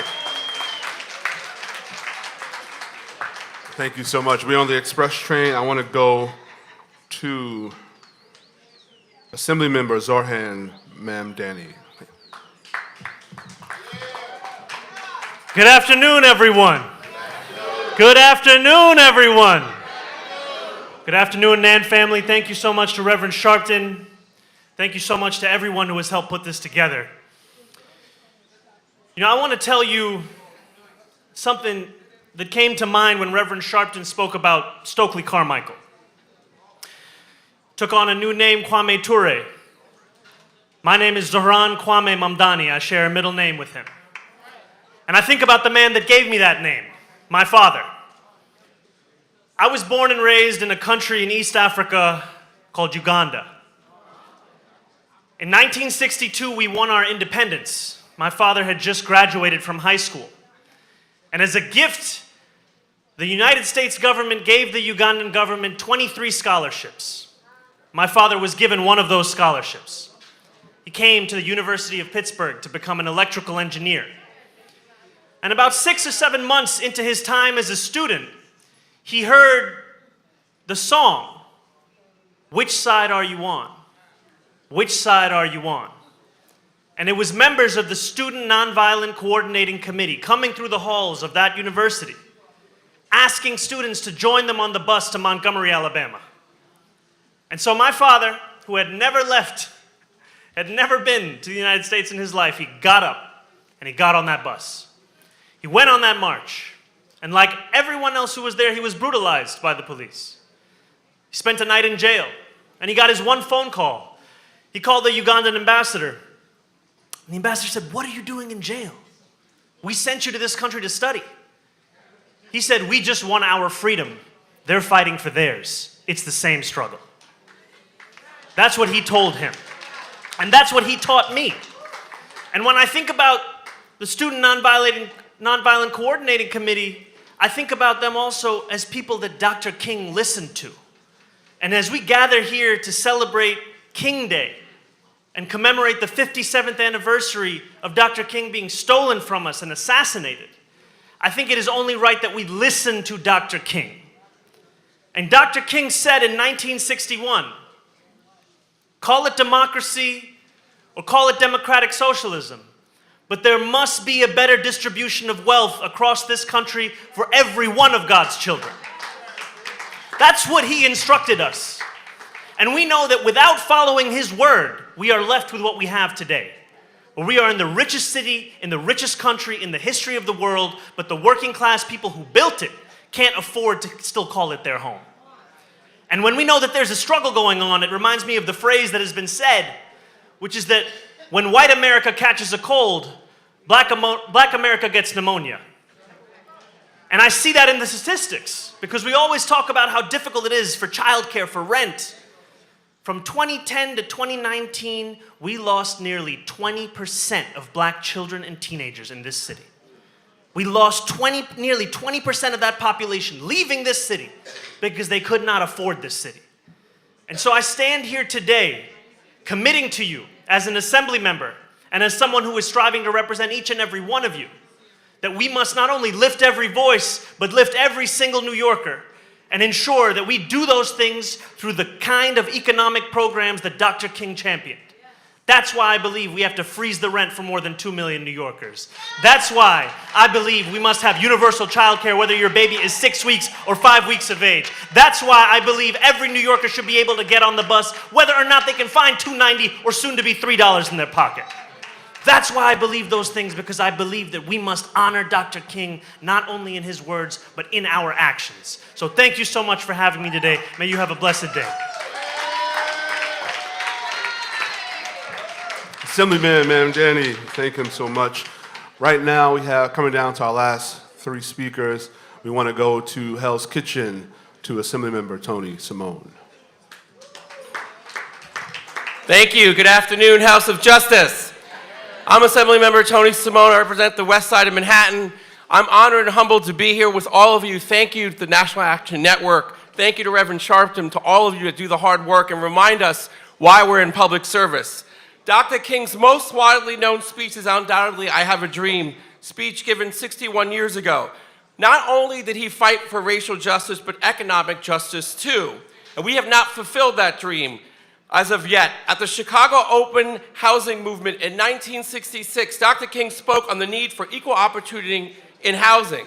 The history of redlining throughout this nation, this city, we all know about it. When we have tremendous strides towards fulfilling Dr. King's mission, we have much further to go. Affordability in this city is at a crisis point. The cost of childcare, the cost of housing, the cost of food, it's all too expensive. The rent is too damn high. So many of our families, so many brown and black families, my Latino mom, my Italian-American dad, have been priced out of this city and state because we don't have enough housing. We don't have enough affordable housing. We don't have enough middle-income housing and supportive housing for those New Yorkers with the most challenges. While the cost of living is too high, I have seen so many discount the value of life and look the other way. Across our great city, our fellow New Yorkers are in crisis. Our mental crisis, we're living with a mental health care crisis right now. When our members of community cannot care for themselves due to the depth of the mental crisis and substance use and homelessness, when our neighbors become a violent threat to themselves or others, it is our duty to help them, to lift them from the crisis. We must treat this as a mental health crisis as it is and spend the money, create housing for them, reach out to them. We must get them into the healthcare system because before they are forced into the criminal justice system. Looking at our state of our streets, it's time to ask ourselves, are we truly compassionate that we're letting our fellow New Yorkers live on the street without the mental health care they need and the housing that they need? We need supportive housing in every district in the state.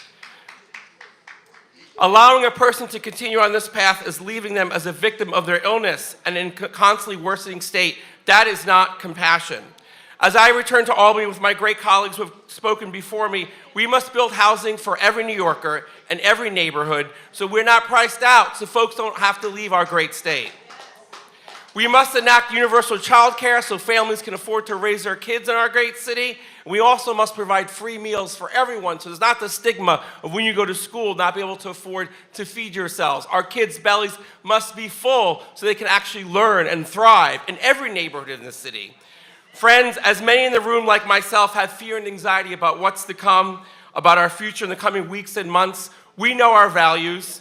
Like the borough president and others before me said, and the great Reverend Sharpton said, it may not be a coincidence that who's coming to be inaugurated on the great day that we celebrate a great man, Martin Luther King. But we must remember our values. We must march for what we believe in. We must not let them divide us. Mass deportations is wrong. Mass deportations will cause violence and division. Don't let your anger be misdirected. We have the money to help us all. Don't let leaders tell you that it's the migrants' fault, or a person of color's fault, or someone who is down and trodden who has to sleep on our subways. It's not their fault. We must lift us all if we are to succeed as a great city. I point to the beacon of light shining across the gateway to America. Give me your tired, your poor, your huddled masses yearning to breathe free, the wretched refuse of your teeming shore. Send me the homeless, tempest to me. I lift my lamp beside the golden door. While our future may be uncertain and we may be headed into scary times, what is clear that all our hands in this room, all your actions are needed to guide us way forward. We can only do it together. Thank you so much. Tony Simone. Representing the Upper East Side of Manhattan, we have with us today Assemblyman Alex Boris. Good afternoon, House of Justice. How you doing? Okay, y'all have stamina, my God. It's the third time I've been to this event, but the first time where we've been mixing it with the Saturday service. And that third Monday in January should be chiseled in stone as just about Dr. King. But of course, this Monday, Reverend Sharpton and many of you will be marching on Washington, will be speaking truth to power while a very different celebration occurs down there. You know, MLK Day has only fallen on Inauguration Day once before. That was 1997. And President Clinton in his address said, like a prophet of old, MLK told of his dream that one day America would rise up and treat all its citizens as equals, before the law and in the heart. MLK's dream was all of our dream. His quest is our quest. I'm not holding my breath that we hear the same thing on Monday. But we should, because that dream remains unfulfilled. That work remains undone. We can't be content with just a dream. We keep faith alive that our promised land is just over that hill, but we still have to walk up that hill ourselves. Right? Scripture tells us that faith without works is dead. Faith without works, and there is so much work to do. We have a housing market that makes it unaffordable for people to stay in the neighborhood they grew up in and then discriminates against them when they try to move. We have a healthcare system that's still dismissive of black pain and a maternal mortality rate that we wouldn't accept in the developing world happening right here in America. We have an economy that deems black workers essential during a pandemic and then automates their work away in the economic boom afterwards. And we have a criminal justice system whose results still seem better predicted by the color of one's skin than by the content of their character. We need a judiciary that looks like the people of this city. We need to deliver fast trials that respect the rights of both defendants and the victims, because justice delayed.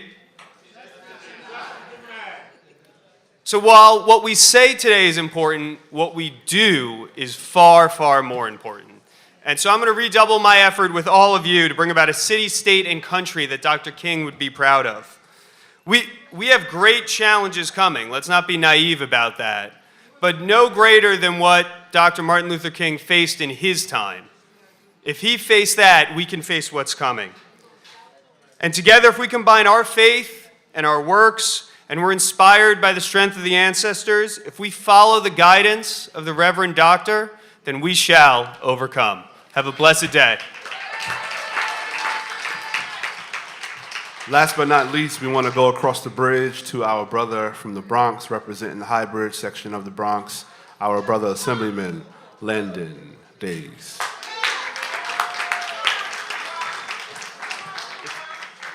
Good afternoon. I can't hear you. Good afternoon. It's always a blessing. I might represent the Bronx, but I am a son of Harlem. I am looking forward tomorrow when my frat brother, Reverend Al Sharpton, will be at Abyssinian Baptist Church to give the good word. But on this day, which is for Reverend Dr. Martin Luther King Jr., my Morehouse brother, we are here for that celebration. A lot of people might not know, Dr. King got a D in public speaking at Morehouse College. And we might laugh at that, but how often has someone been written off? How often has a piece of paper has determined your future because someone misjudged you because of the color of your skin or because where you were born?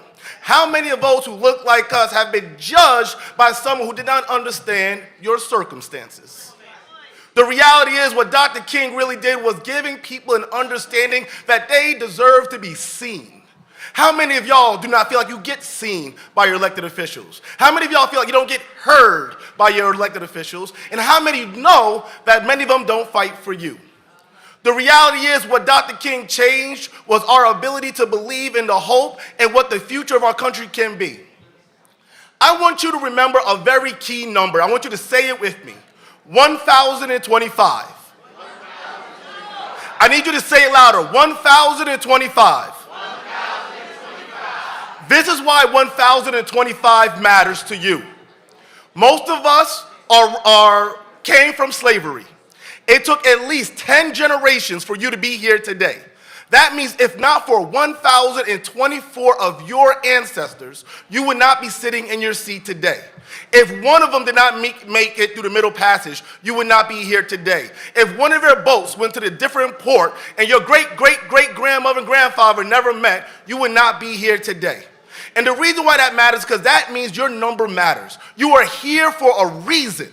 You are a mathematical equation that only God can create, and we cannot take that for granted. This is the house that Reverend Sharpton built. His name might be on the front, but the people in this room are the bricks and mortar that keep this room going. No different than that Martin Luther King Day is not just about Dr. King, but it's about the many people who are in the same very rooms like today, whose names might not be on a church or on a wall or in a museum, but they are the fiber of the civil rights movement. You are the fiber of Dan, you are the fiber of our community, and even though your name might not be on that book, without you, that book is not written. When we really look at Dr. King, what he really gave us was the belief in ourselves to make a difference and change in our community. And that is what, at all, when he died, he understood.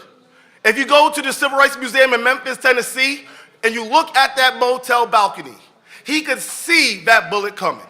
But he knew, because of the fibers of the people like you in our community, that his dream would live on. At the end of the day, everyone has the ability to be great because everyone can serve.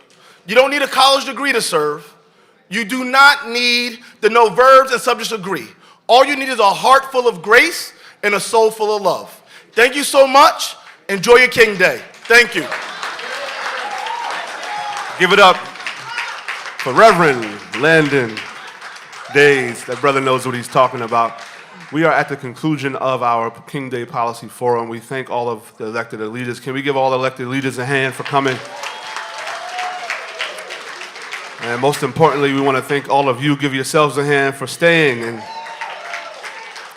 so we have heard all of the plans and policies that they have laid out. It is now time to hold them accountable. And so it's going to take us to make this moment of not just sharing, but not make it ceremonial in the sense that we don't remember what they said. How many of you are going to D.C. with us on Monday? All right. Just bring 2 coats. I'm just trying to tell you. It's going to be cold. 2 coats and Long Johns. Again, we thank all of you for joining us today. And two, 3. The sister said 3 coats. And some Long Johns. We thank all of you again for coming. And at this time, you are dismissed. Thank you and God bless.